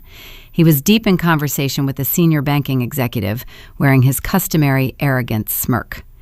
He was a man groomed from early childhood to believe consequence was a concept applicable only to the lower classes. His entire upbringing was carefully engineered to remove any sense of personal accountability. Whenever he caused damage, his mother simply wrote a check to repair the broken pieces. His dark eyes casually scanned the crowded room and suddenly locked onto my approaching figure. The transformation in his demeanor was instantaneous and profoundly satisfying to witness. The smug smile evaporated from his handsome face, replaced by a sudden flash of genuine confusion. He blinked rapidly, likely questioning his own vision. His elite legal team had assured him my personal finances were completely paralyzed and my professional spirit was permanently broken. He genuinely believed his condescending invitation would remain unanswered. Seeing me confidently invading his protected sanctuary shattered his constructed reality. He gripped his bourbon glass so tightly, his knuckles turned entirely white. I ignored his visible panic and focused my attention on the matriarch seated at the head of the banquet table. Beatrice wore a stunning silver gown that perfectly matched her icy blonde hair. She was currently lecturing a young state senator about municipal zoning regulations. Beatrice built her fearsome reputation by systematically destroying anyone who challenged her absolute authority. After her husband passed away, she assumed control of the vast corporate empire and ruthlessly purged the executive board of any dissenting voices. She demanded total loyalty and severely punished independence. I pulled a heavy velvet chair back and calmly seated myself directly across the circular table from her. The young politician stopped speaking mid-sentence, his mouth hanging slightly open in shock. Beatrice slowly turned her head. Her perfectly manicured hands rested flat against the white tablecloth. The sudden appearance of her chosen victim, sitting casually at her private table, sent a visible shockwave through her rigid posture. Her eyes widened for a fraction of a second before her trained societal mask slammed back into place. The hired symphony orchestra, positioned on the nearby balcony, began playing a soft classical melody. The beautiful, soothing music provided a jarring contrast to the venomous tension rapidly suffocating our immediate area. Neither of us spoke for a long, agonizing moment.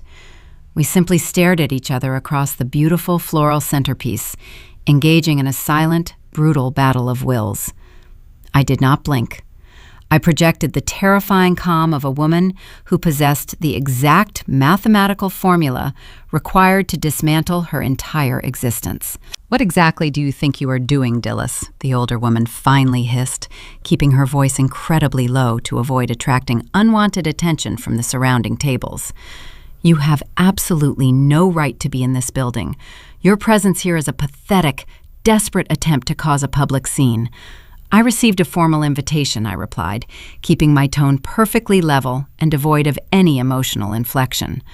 I simply decided it would be incredibly rude to decline such a generous offer. Harrison abandoned his conversation with the banker and rushed over to the table. He stood directly behind his mother's chair, looming over the elegant setting with a menacing posture. The scent of alcohol and expensive cologne radiated from his tailored suit. His handsome features were twisted into an ugly mask of barely suppressed rage. He leaned forward, placing both hands firmly on the table surface, attempting to use his physical size to intimidate me into submission. "You need to leave right now," he demanded, his voice trembling with furious indignation. "If you do not stand up and walk out those doors immediately, I will personally summon the private security detail and have you physically dragged out into the street. You are trespassing on private property." I did not flinch at his aggressive posturing. I slowly leaned back against the comfortable velvet upholstery, crossing my legs with deliberate, casual elegance. I analyzed his rapid breathing and dilated pupils, noting the clear biological markers of surging adrenaline and deep-seated fear. He was completely losing control of the meticulously planned narrative. "You will not call security, Harrison," I stated calmly, watching his jaw clench in frustration. "If you create a public disturbance tonight, the resulting scandal will inevitably draw the unwanted attention of the federal regulators currently monitoring your corporate filings. You absolutely cannot afford that kind of intense external scrutiny right now." Beatrice narrowed her eyes, analyzing my confident statement. Her sharp analytical mind tried to identify the hidden trap, but she lacked the necessary data points to see the complete picture. She still believed she held the supreme advantage. "You are making a terrible mistake, dear Beatrice," whispered, her tone laced with pure venom. "You cannot possibly hope to win a war of attrition against our resources. We will legally freeze every single asset you possess until you are begging for mercy." I reached a steady hand down toward my lap, where my sleek leather clutch rested against my gown. The small purse contained the instrument of their ultimate destruction. The time for defensive maneuvering was officially over. I unclasped the metal latch with a soft, satisfying click that seemed to echo loudly in the tense space between us. I slid my fingers inside, grasping the smooth edges of folded, high-quality paper. I slowly withdrew my hand and placed the mysterious document directly onto the crisp white tablecloth, sliding it gently toward the center of the arrangement. What is the document she is about to reveal to them? I slid the single folded sheet of heavy ivory paper across the crisp white linen tablecloth. It came to rest precisely beside the crystal champagne flute currently held by the formidable matriarch. The ambient noise of the surrounding ballroom faded into a dull, distant roar in my ears. The hired symphony orchestra continued playing their cheerful, classical arrangement, completely ignorant of the catastrophic financial detonation occurring at the center banquet table. I watched the tiny bubbles rise steadily in her expensive imported drink, marking the final seconds of her undisputed reign. Beatrice looked down at the seemingly innocuous document resting near her manicured fingertips. She released the delicate glass stem and reached out, slowly flipping the heavy page over. The top margin bore the unmistakable dark blue official seal of the United States Department of Justice, alongside a highly classified routing cipher. I observed her reaction with clinical detachment, watching as the blood rapidly drained from her sharp, aristocratic features. Her skin transformed into an unnatural ashen gray, making her appear suddenly fragile and incredibly old.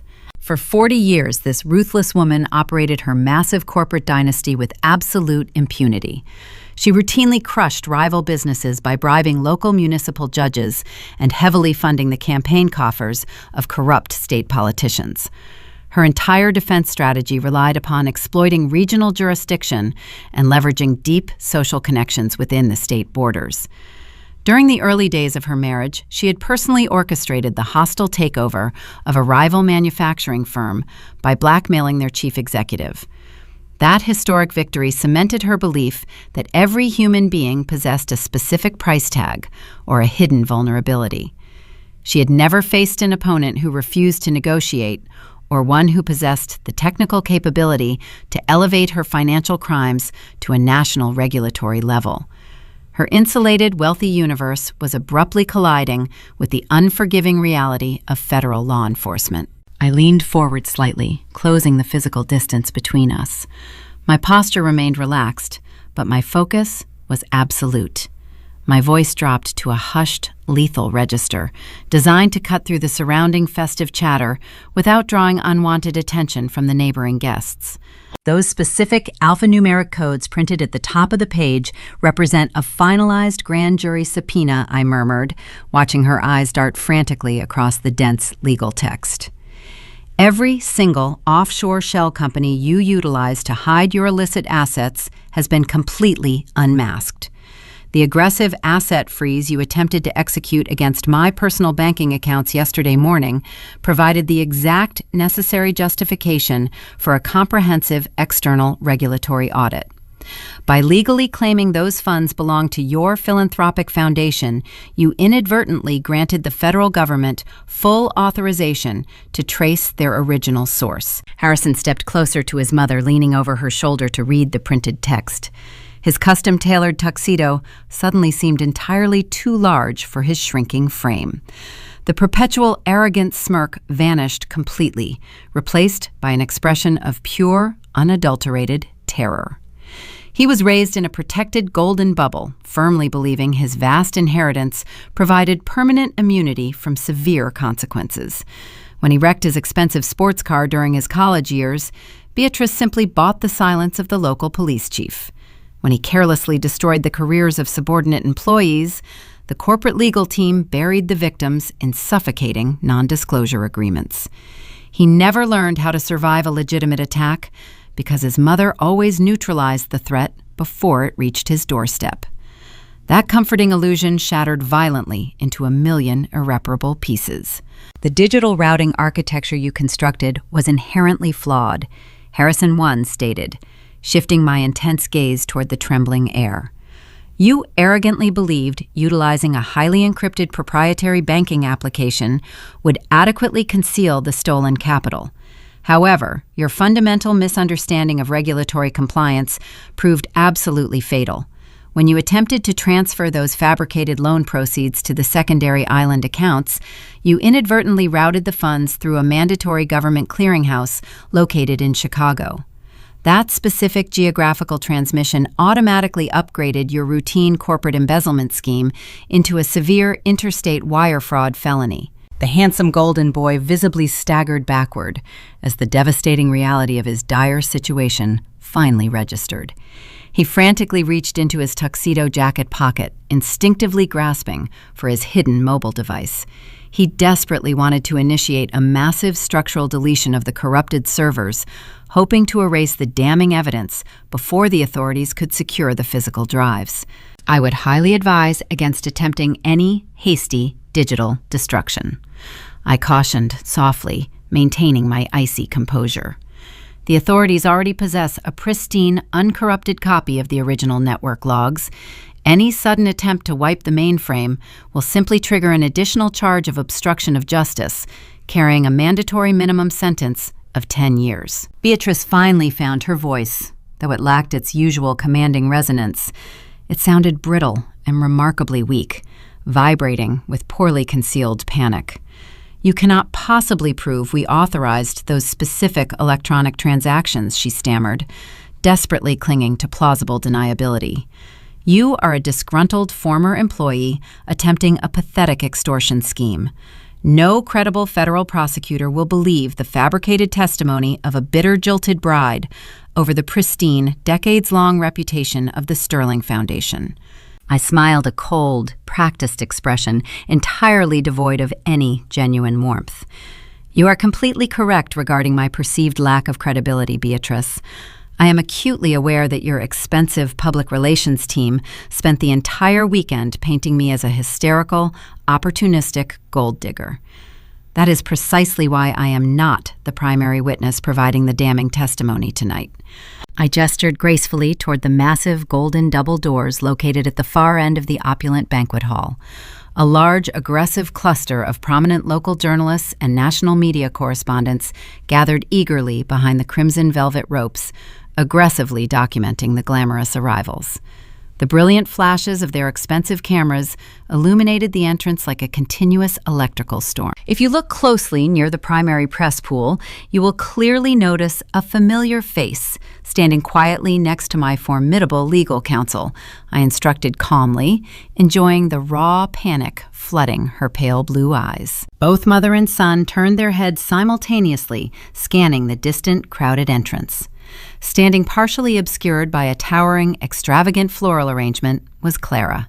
She wore a simple, elegant charcoal dress projecting the solid image of a respectable, trustworthy, professional woman. She stood directly beside my fierce Aunt Vivian, who clutched a thick black leather briefcase tightly against her side. Vivian projected an aura of absolute legal authority, her posture rigid and unrelenting. Clara is currently holding a fully executed sworn affidavit detailing every single illegal directive she received during her lengthy tenure as your senior risk analyst. I explained, letting the heavy words settle over them like a thick, suffocating blanket. She meticulously documented every fraudulent mortgage application and every forged compliance signature you demanded she create. Furthermore, Vivian possesses a comprehensive digital archive extracted directly from your personal, unencrypted burner phone, Harrison. Every arrogant text message, every cruel command, and every panicked confession you transmitted over the past 72 hours is currently resting comfortably inside that secured briefcase. The reversal of power was instantaneous and gloriously absolute. The elaborate, expensive smear campaign they orchestrated to destroy my public reputation suddenly meant absolutely nothing. They had wasted precious, critical days planting silly, malicious rumors in local society blogs, while I methodically engineered the total structural demolition of their entire financial empire. I used their own massive ego as the primary weapon against them.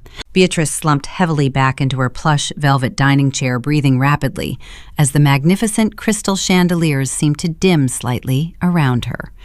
The invincible sterling legacy, built upon decades of ruthless intimidation and calculated deception, was violently cracking apart before her terrified eyes.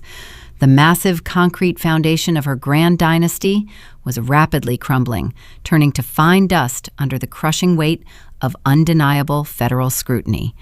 The social capital she valued above human life was instantly evaporating. The luxurious charity gala continued swirling oblivious around our isolated table.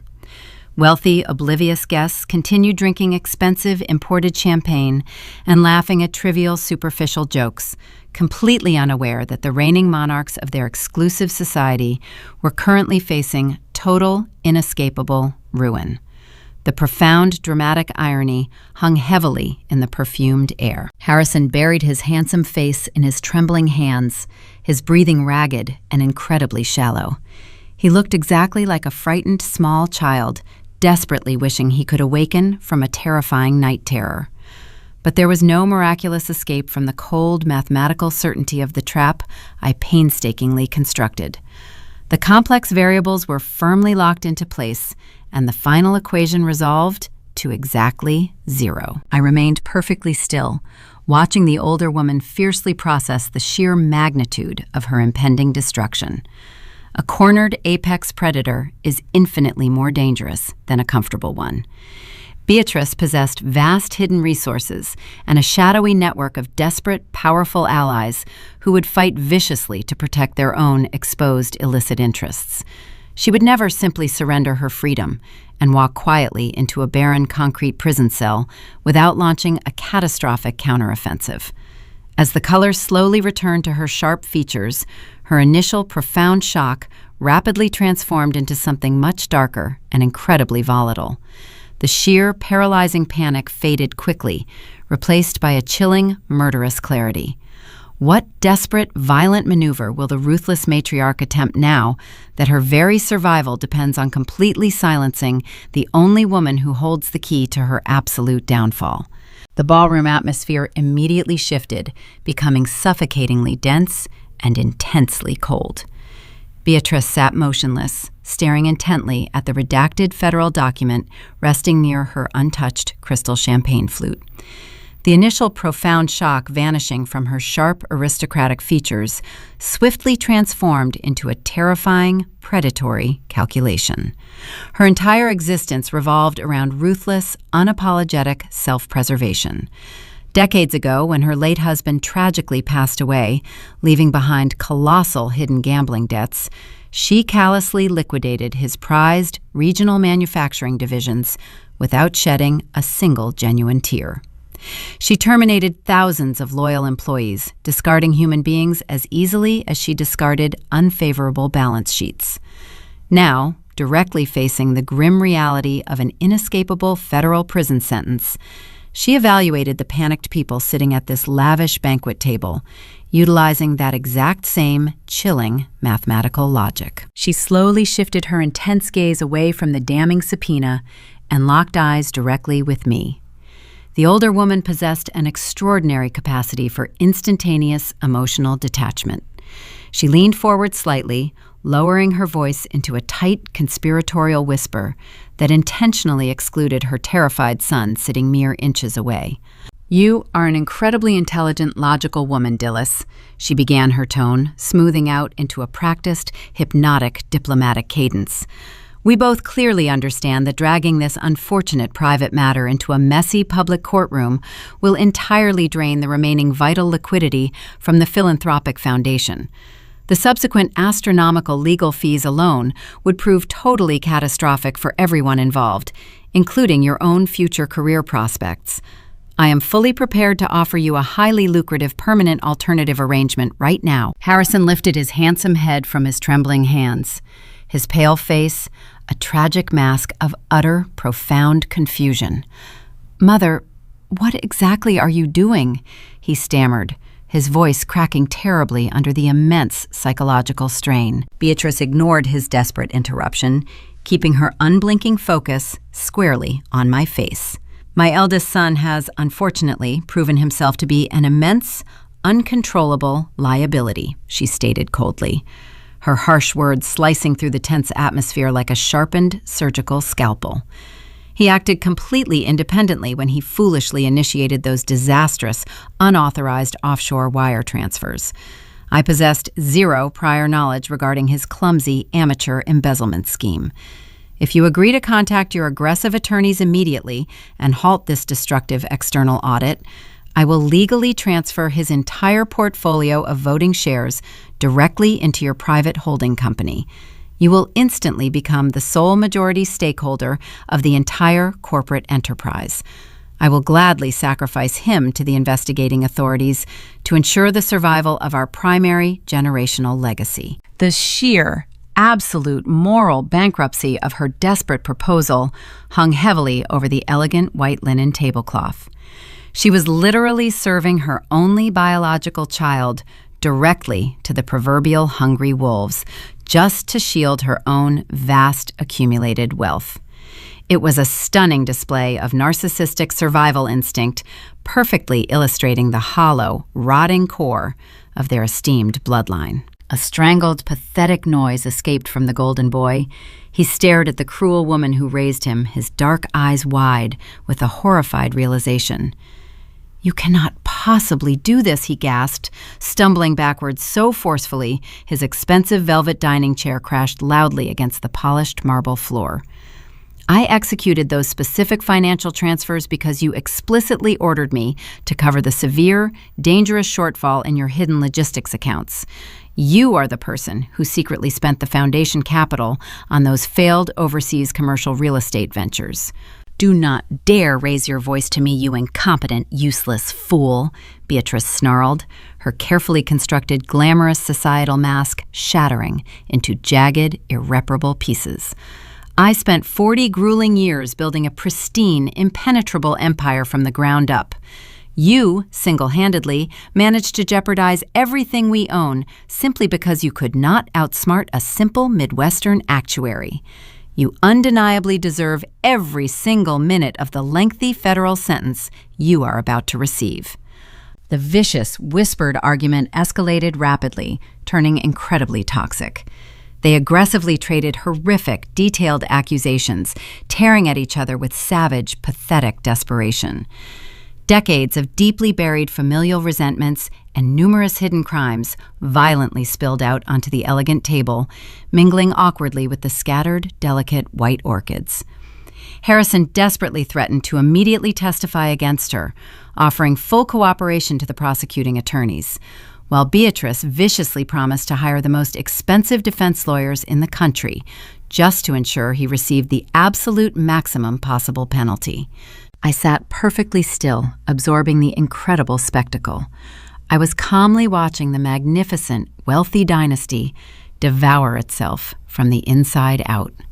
My professional victory felt profoundly absolute, yet also strangely hollow. The total destruction happening directly before my eyes was the inevitable, logical conclusion of a family devoid of genuine human affection or basic loyalty. They worshipped money above all else, and now that very same currency was acting as the heavy anchor, dragging them into the deep abyss. I reached out steadily and retrieved the subpoena, sliding it securely back into my leather clutch. "Your generous offer is firmly declined, Beatrice," I announced, cutting cleanly through their frantic bickering. "It is mathematically and legally impossible to halt the current active investigation. The federal agents stationed in Chicago have already received the master decryption keys directly from Clara. Your respective miserable fates were completely sealed the precise moment you confidently walked into this civic center tonight." Before either of the panicked Sterlings could formulate a violent response, a powerful, commanding presence materialized directly beside my chair. Aunt Vivian stood incredibly tall and unyielding, her sharp, intelligent eyes blazing with intense, righteous vindication. She had spent 30 exhausting years navigating a deeply prejudiced, archaic legal system, actively fighting against the corrupt institutional power historically wielded by families exactly like the Sterlings. As a brilliant African-American woman successfully establishing a premier corporate litigation firm in the highly conservative Midwest, she faced relentless, cruel, systemic obstacles directly funded by the matriarch currently sitting across the table. Beatrice had previously utilized her vast influence to block Vivian from securing a prestigious federal judgeship, attempting to permanently suppress a brilliant legal mind simply to protect her own corrupt interests.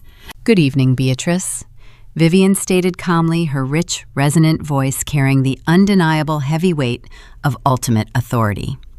"I have patiently waited a remarkably long time to facilitate this specific conversation. You eagerly spent decades illegally funding vicious whisper campaigns to intentionally ruin my judicial appointments.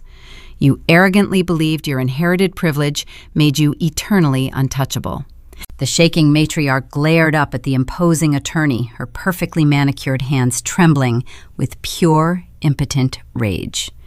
"You have no legal jurisdiction here, Vivian," she spat defensively, attempting to summon her fading aristocratic power. "I do not need personal jurisdiction when I hold a certified federal arrest warrant," Vivian countered smoothly, gracefully producing a second, thick, official document from her black leather briefcase. "The presiding district judge signed this binding order precisely 10 minutes ago.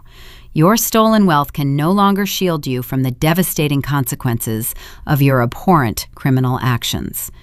The golden fortress you ruthlessly built upon the broken backs of working-class citizens is officially, permanently condemned.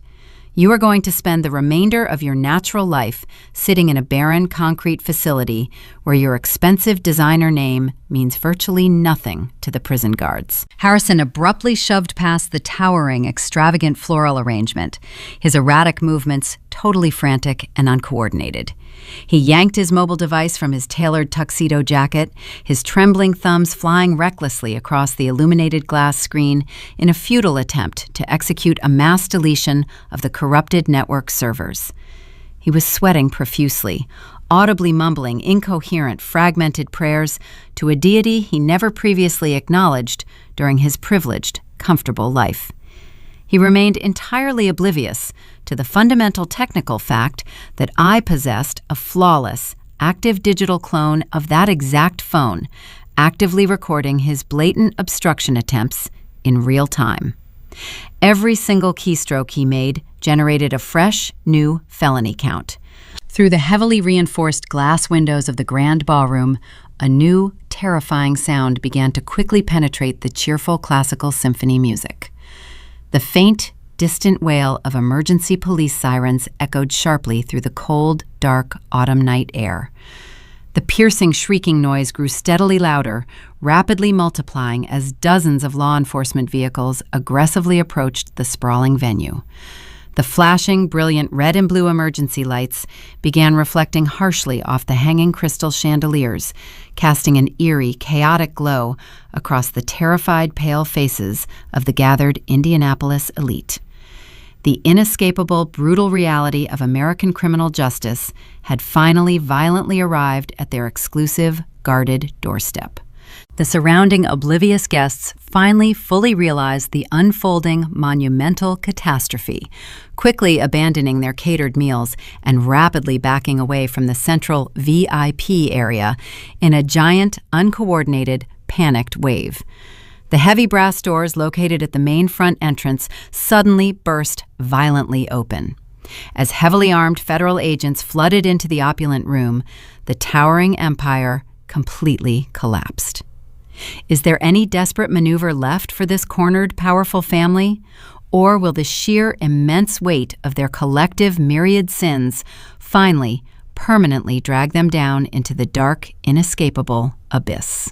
The massive polished oak entry portals of the Civic Center violently burst apart, tearing the heavy brass hinges directly from the reinforced concrete walls. Several dozen heavily armed tactical personnel, wearing dark navy windbreakers with stark yellow identification lettering, swarmed into the cavernous, opulent space.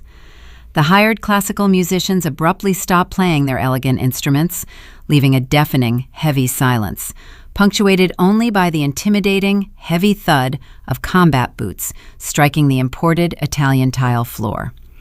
These specialized government operatives moved with practiced military precision, rapidly fanning out to secure every available perimeter access point. The wealthy Indianapolis attendees collectively gasped, stumbling backward in an uncoordinated, panicked wave. Crystal champagne flutes shattered against the hard ground, spilling expensive vintage alcohol across delicate silk evening gowns. The inescapable, brutal reality of American criminal justice had violently invaded their heavily guarded, privileged sanctuary. The golden heir remained completely frozen near the head banquet table, staring blankly at the incoming force. His expensive, custom-tailored tuxedo suddenly looked like a ridiculous theatrical costume draped awkwardly over a terrified, fragile actor. Throughout his extensively sheltered upbringing, this handsome man never faced a single genuine negative consequence. During his undergraduate university years, he drunkenly crashed a luxury sports vehicle into a crowded city storefront, causing immense property damage. Within hours, his influential mother dispatched a fleet of corporate lawyers to effectively bribe the responding officers and completely erase the damning incident report from the municipal records. He grew up fundamentally believing the legal system was merely a minor inconvenience designed exclusively to punish the lower financial classes. That deeply ingrained delusion evaporated instantly as two large, stern federal investigators aggressively flanked his position. "You are legally ordered to surrender your mobile device and place your hands visibly behind your back," the lead investigator instructed, utilizing a booming, authoritative voice that echoed across the vaulted acoustic ceiling. The arrogant prince physically trembled, violently shaking his head in pathetic, utter disbelief. He desperately attempted to stammer a weak excuse, citing his prominent family name and their massive philanthropic contributions, but the relentless officers ignored his incoherent babbling. They forcefully grabbed his wrists, swiftly securing them with cold, heavy steel restraints. The sharp metallic click of the locking mechanism resonated loudly throughout the stunned room, signaling the permanent destruction of his meticulously curated public image. The local influential society members watched in absolute horrified silence as their favored prominent bachelor was publicly disgraced and firmly marched toward the exit like a common street criminal. While her eldest child was actively being processed, the ruthless matriarch quietly abandoned her plush velvet seating arrangement, attempting to seamlessly blend into the chaotic background. Beatrice operated her vast industrial conglomerate utilizing a strict philosophy of perpetual defensive maneuvering. During the turbulent manufacturing union strikes of the late 1990s, she routinely utilized hidden service corridors and underground freight elevators to completely avoid facing the angry picketing workers demanding fair wages. She applied that exact same cowardly tactic tonight. Slipping smoothly away from the central commotion, she navigated toward the darkened catering kitchens, hoping to vanish into the busy utility alleys situated directly behind the massive civic building. She moved with surprising desperate agility for an older woman, clutching her heavy diamond necklace tightly against her throat, as if the precious stones could somehow purchase her physical freedom. She aggressively shoved a swinging metal kitchen door open, only to find her chosen escape route completely blocked by 3 towering government agents. The lead official calmly produced a crisp, folded document from his dark tactical vest, holding it up beneath the flickering fluorescent utility lights. You are hereby remanded into immediate custody under multiple severe felony warrants, including aggravated interstate wire fraud and conspiracy to commit massive financial extortion, he announced, reading the formal charges with clinical, professional detachment. Beatrice visibly deflated, her perfectly styled icy blonde hair falling out of place, framing a suddenly haggard, elderly face. The sheer magnitude of her spectacular public downfall was entirely absolute. There would be no secret late-night telephone calls to sympathetic regional judges or massive undocumented campaign contributions to make these specific federal charges mysteriously disappear. The immense corporate dynasty she spent 4 decades viciously protecting was officially rapidly burning to the ground. The glittering crowd of elite socialites remained completely paralyzed, watching the unbelievable dramatic spectacle unfold before their terrified, wide eyes. As the authorities formally read the binding legal rights to the trembling, defeated mother, a collective, profound realization slowly washed over the affluent onlookers. Their judgmental gazes slowly shifted away from the detained wealthy criminals and settled directly upon my completely unbothered, seated figure. They vividly recalled the vicious, malicious rumors circulating earlier that evening, painting me as a pathetic, desperate, vulnerable victim. They suddenly clearly understood the terrifying, undeniable truth. The quiet, unassuming financial actuary they openly mocked was the brilliant, solitary architect of this catastrophic structural demolition. I did not need to shout loudly or boast proudly about my victory. The devastating, irrefutable evidence was currently parading directly past them, bound in rigid metal handcuffs. I felt no overwhelming surge of joyful triumph or vindictive petty glee. My emotional state remained entirely clinically detached, analyzing the successfully resolved variables with pure mathematical precision. The complex, elaborate equation I painstakingly constructed over several grueling, stressful months finally balanced perfectly at absolute zero. The toxic, greedy individuals who attempted to completely steal my hard-earned financial security were currently being permanently stripped of their own ill-gotten, illicit assets. I calmly retrieved my sleek evening clutch, standing up from the elegant banquet table with slow, deliberate, confident grace. My personal banking credit remained absolutely pristine, without a single negative blemish. My professional corporate career was completely untouched and highly respected within the industry. Every single liquid asset I rightfully owned was safely, securely locked behind thick layers of complex legal protection, expertly managed by my formidable attorney aunt. I walked steadily toward the grand main entrance, my midnight black gown sweeping softly across the debris-strewn polished floor. The aggressive local journalists gathered eagerly outside the velvet ropes began wildly snapping bright photographs as the disgraced, ruined billionaires were forcefully loaded into the waiting, heavy, armored transport vehicles. I effortlessly bypassed the chaotic, shouting media circus, stepping gracefully out into the cool, refreshing, crisp autumn night air. I did not bother to look back at the chaotic, glowing building fading behind me. The burning, toxic wreckage of the fraudulent empire belonged entirely to the past, a closed chapter in a very long, detailed book. The satisfying sound of the distant sirens faded into the background noise of the bustling Midwestern city. A waiting, sleek black hired sedan pulled smoothly against the concrete curb to collect me for the journey home. I climbed carefully into the quiet, luxurious leather interior, finally allowing my tense, rigid muscles to slightly relax against the comfortable seat. As the professional driver smoothly accelerated onto the dark, empty highway, my encrypted, secure mobile device suddenly vibrated sharply against my bare leg. The incoming urgent message originated directly from Clara. The brief text read simply that we possess a massive, terrifying new problem because the investigative authorities discovered a hidden physical safe deposit box during the initial corporate raid. This secret reinforced container held extremely sensitive blackmail material, heavily implicating a powerful sitting national politician in severe international corruption. The newly intercepted digital documents clearly proved the ruthless, corrupt official was actively planning to violently, permanently retaliate against whoever successfully triggered the initial government audit, exposing his dark secrets. My highly successful, brilliant revenge plot inadvertently placed me directly into the lethal crosshairs of a dangerous, powerful political assassin operating far outside normal legal boundaries. The high-stakes, dangerous game was incredibly far from reaching its final conclusion. Where exactly does the targeted, brilliant actuary go from here to survive the coming storm? The heavy, reinforced glass doors of the Indianapolis Civic Center glided shut, sealing away the chaotic symphony of shouting journalists and barking federal agents.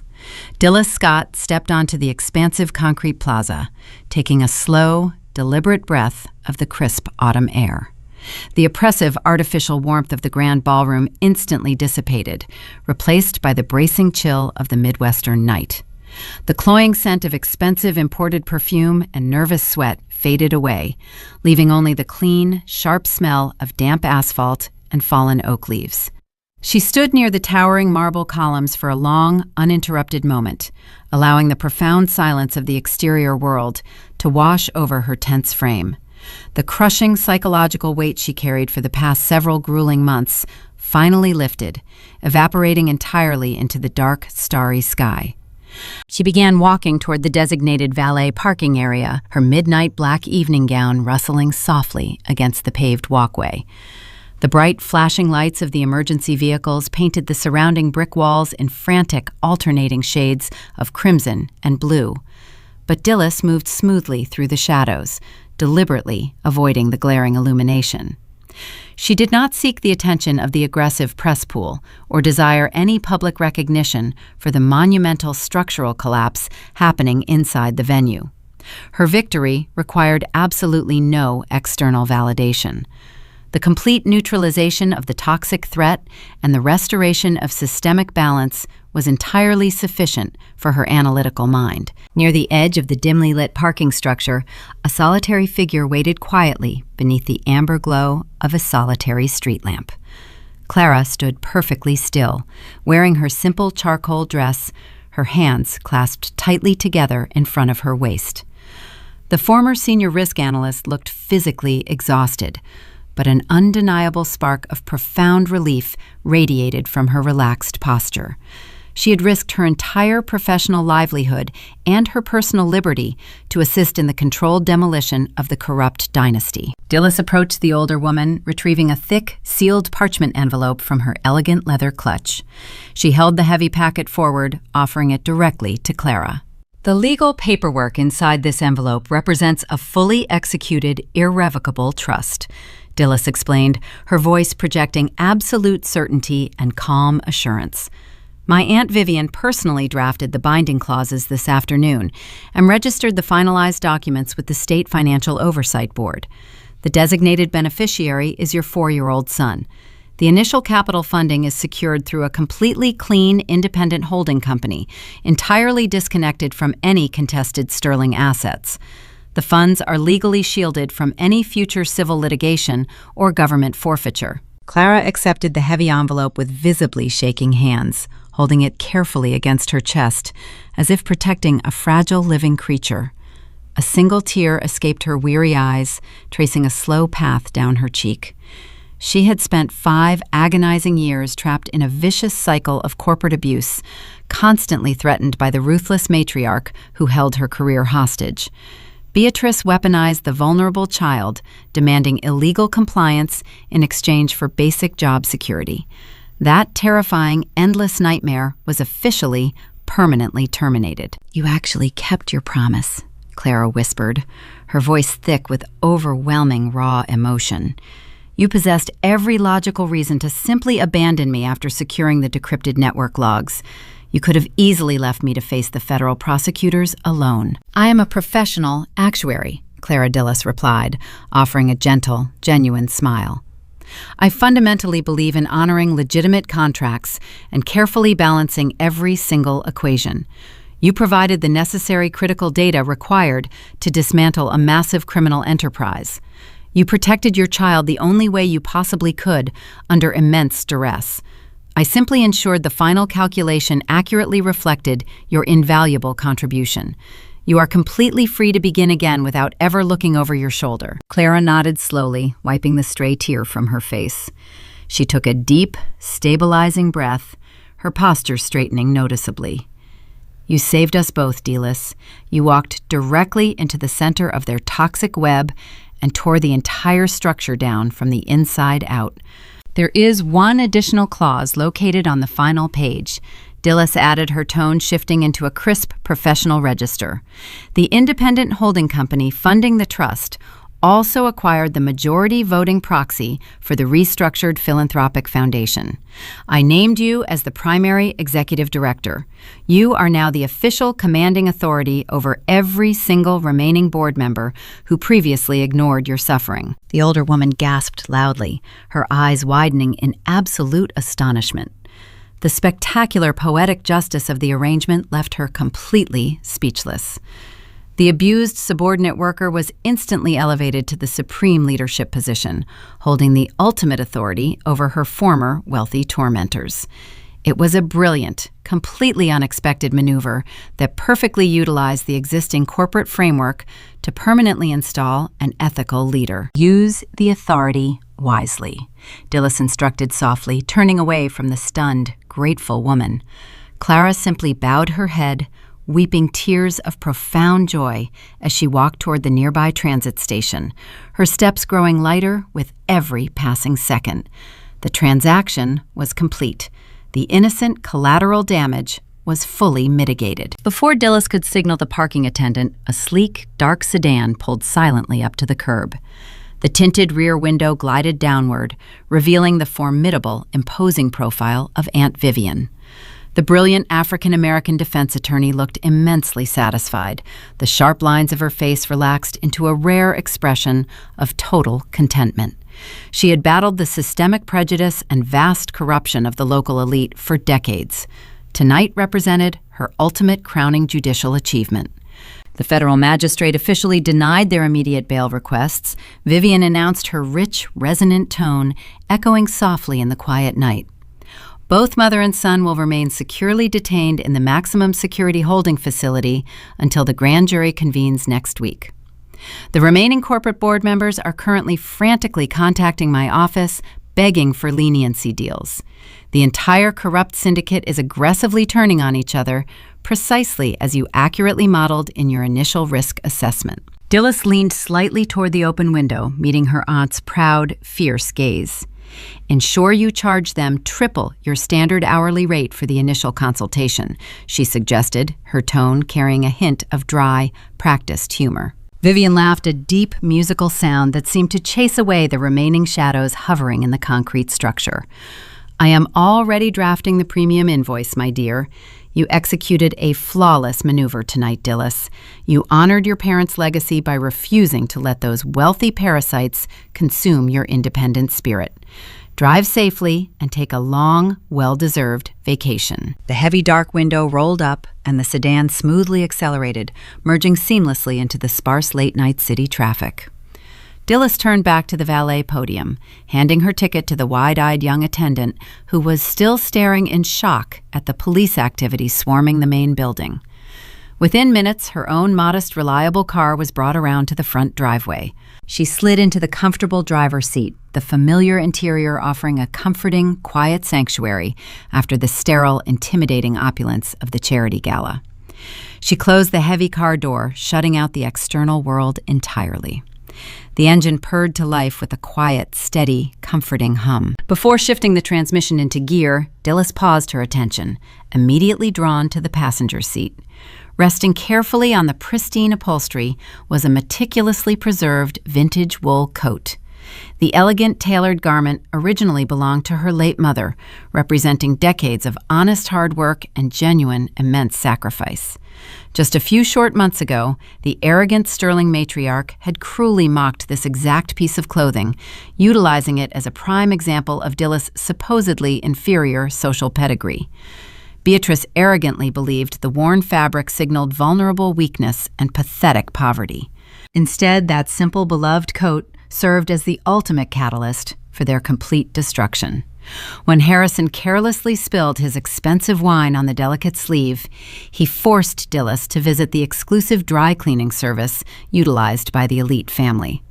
The casual conversation with the terrified, abused staff at that specific location provided the very first microscopic thread of evidence regarding the hidden offshore logistics accounts.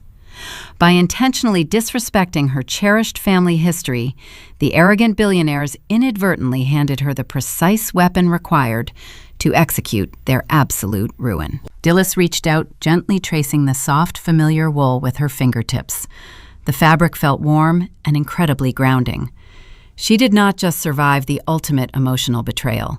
She conquered it entirely on her own specific terms, utilizing nothing but her brilliant analytical mind and her unyielding, fierce self-respect. She never compromised her core values or resorted to their pathetic, illegal methods. She simply allowed their own massive, unchecked greed to trigger the fatal mathematical collapse. She shifted the vehicle into drive and pulled away from the curb, leaving the towering civic center far behind. The flashing emergency lights faded away in the rearview mirror, replaced by the steady golden glow of the municipal street lamps. The road ahead stretched out long and remarkably clear. Dilys drove steadily toward the highway, her mind rapidly organizing the exciting possibilities of the approaching morning. With the massive vacuum created by the sudden total collapse of the Sterling Empire, the regional financial sector desperately needed a pristine, reliable risk assessment firm to stabilize the local markets. She possessed the perfect, flawless resume and the exact necessary capital to launch her own independent consulting agency. The heavy, suffocating burden of the past was permanently gone. The future was a vibrant, unwritten ledger, completely devoid of toxic liabilities. She navigated the vehicle onto the sweeping entrance ramp, pressing the accelerator firmly toward the floorboards. The car surged forward, speeding into the dark, beautiful, infinite night. The complex equation of her life was finally perfectly balanced, leaving her totally unburdened, astonished by her own tremendous power, and profoundly, deeply satisfied. There is a profound, almost terrifying clarity that arrives when we watch a mighty structure collapse into dust. It forces us to examine the invisible foundations of our own lives. When the heavy brass doors of the Civic Center burst open, letting the cold reality of federal law wash over the glittering Sterling dynasty, it was not merely the end of a corporate empire. It was the violent, inevitable conclusion of a generational failure, a masterclass in the devastating consequences of toxic parenting and the total absence of moral responsibility. As Dilys walked away from the wreckage, her own pristine integrity intact, she left behind a profound lesson echoing in the quiet Midwestern night. It is a lesson about the true weight of the legacies we hand down to our children. In traditional American culture, the family is meant to be a crucible of character. It is the sacred space where a child first learns the delicate balance between freedom and accountability, where they are taught that every action casts a long shadow. Beatrice Sterling, for all her terrifying power and vast wealth, fundamentally failed at the most basic duty of a mother. She did not raise a son, she constructed a shield. From the moment Harrison could walk, she systematically insulated him from the natural friction of life. When he faltered, she bought his innocence. When he destroyed the lives of others, she buried the truth beneath suffocating legal agreements and hollow philanthropy. This was not protection. It was a slow, agonizing, emotional starvation. By robbing Harrison of the opportunity to face his own failures, Beatrice denied him the very tools required to build a resilient, independent soul. True family responsibility does not mean paving a golden road for our children. It means walking beside them as they navigate the rocky, uneven terrain of reality. It requires the immense courage to let them fall, to let them feel the sting of a scraped knee or a bruised ego, and to guide them gently as they learn to stand back up on their own 2 feet. Without that friction, the child grows into a fragile adult, fundamentally incapable of surviving the rigorous demands of a society that values self-reliance and personal accountability. The contrast between the sterling matriarch and the quiet, unyielding actuary is stark and illuminating. Dilys's strength did not materialize out of thin air. It was woven into her very being, symbolized so beautifully by the vintage wool coat resting softly on her passenger seat. That coat represented decades of honest labor, of a family that valued integrity over appearance, of parents who understood that true wealth is measured in the currency of a clear conscience. They gave her the ultimate inheritance, an unwavering moral compass. When we raise children, the concepts of honesty and fairness must be more than abstract ideas discussed around a dinner table. They must be the absolute bedrock of the home. Children are incredibly perceptive. They do not listen to what we say, they watch what we do. When Beatrice casually ordered fraudulent wire transfers to cover her reckless gambles, she was teaching Harrison that the rules of fairness only apply to the powerless. She taught him that morality is a transactional commodity, easily traded for a temporary advantage. But the universe has a remarkable way of balancing its equations. The very arrogance she instilled in him, his clumsy, entitled attempt to steal Dilys's assets, became the precise mechanism of their mutual destruction. Perhaps the most chilling moment of the entire ordeal was not the arrival of the federal agents, but the quiet, venomous exchange at the banquet table. Facing the terrifying prospect of losing her liberty, the matriarch looked at the son she had smothered with privilege and instantly offered him up as a sacrificial lamb. She was entirely willing to trade his entire future for a few more years of her own hollow existence. This total breakdown of family loyalty underscores a critical truth about emotional awareness. A traditional family structure cannot survive on bloodlines and bank accounts alone. It requires deep, genuine emotional connection, the kind of connection that fosters empathy, mutual respect, and unconditional love. The Sterlings had mastered the art of public image, but completely neglected the private soul. When the pressure became unbearable, there was no foundational love to hold them together. There was only a desperate, animalistic scramble for self-preservation. They had never learned how to communicate fear, how to ask for forgiveness, or how to protect one another in times of true crisis. In stark contrast, we see Clara, the terrified subordinate, actively breaking her own cycle of abuse. Her first thought, her primary motivation for risking federal prison, was not revenge or personal enrichment. It was the future of her 4-year-old child. When Dilys handed over that ironclad trust document in the shadows of the valet station, she was not just transferring funds. She was handing Clara the means to raise her son in a world free from fear and manipulation. It was a profound act of grace, proving that the cycle of toxicity can be broken when a parent chooses the arduous, honest path for the sake of their child's soul. The narratives we consume and the tales we share hold an incredible power over how we shape our own lives and guide the generations that follow. They serve as mirrors, reflecting our deepest fears and our highest aspirations. If you find yourself captivated by these intricate explorations of human nature, family dynamics, and the pursuit of justice, I invite you to join our growing community. Follow the channel Edana Told Stories to experience more narratives that challenge the mind and stir the heart. Together, we can explore the profound complexities of the human experience, one unforgettable tale at a time. As Dilys drove her modest car onto the open highway, leaving the burning wreckage of a corrupt dynasty far behind in the rearview mirror, the silence of the night felt heavy with unasked questions. We all build empires of our own, whether they consist of towering corporate skyscrapers or the quiet, sacred walls of a modest family home. We all weave legacies that our children will one day wear. The Sterlings built a fortress of lies, and it crumbled the exact moment the wind changed. Dilys relied on the quiet, unassuming strength of truth, and she walked away unburdened, steering her own destiny into the infinite starry night. It makes one wonder, in the quiet moments before sleep takes hold, about the invisible threads we are spinning today. When the inevitable storms of life finally arrive at our doorstep, battering against the doors we have so carefully locked, what exactly will hold our walls together? Will it be the fragile, glittering facade of the image we desperately project to the world? Or will it be the quiet, unyielding strength of the truth we whispered to our children in the dark?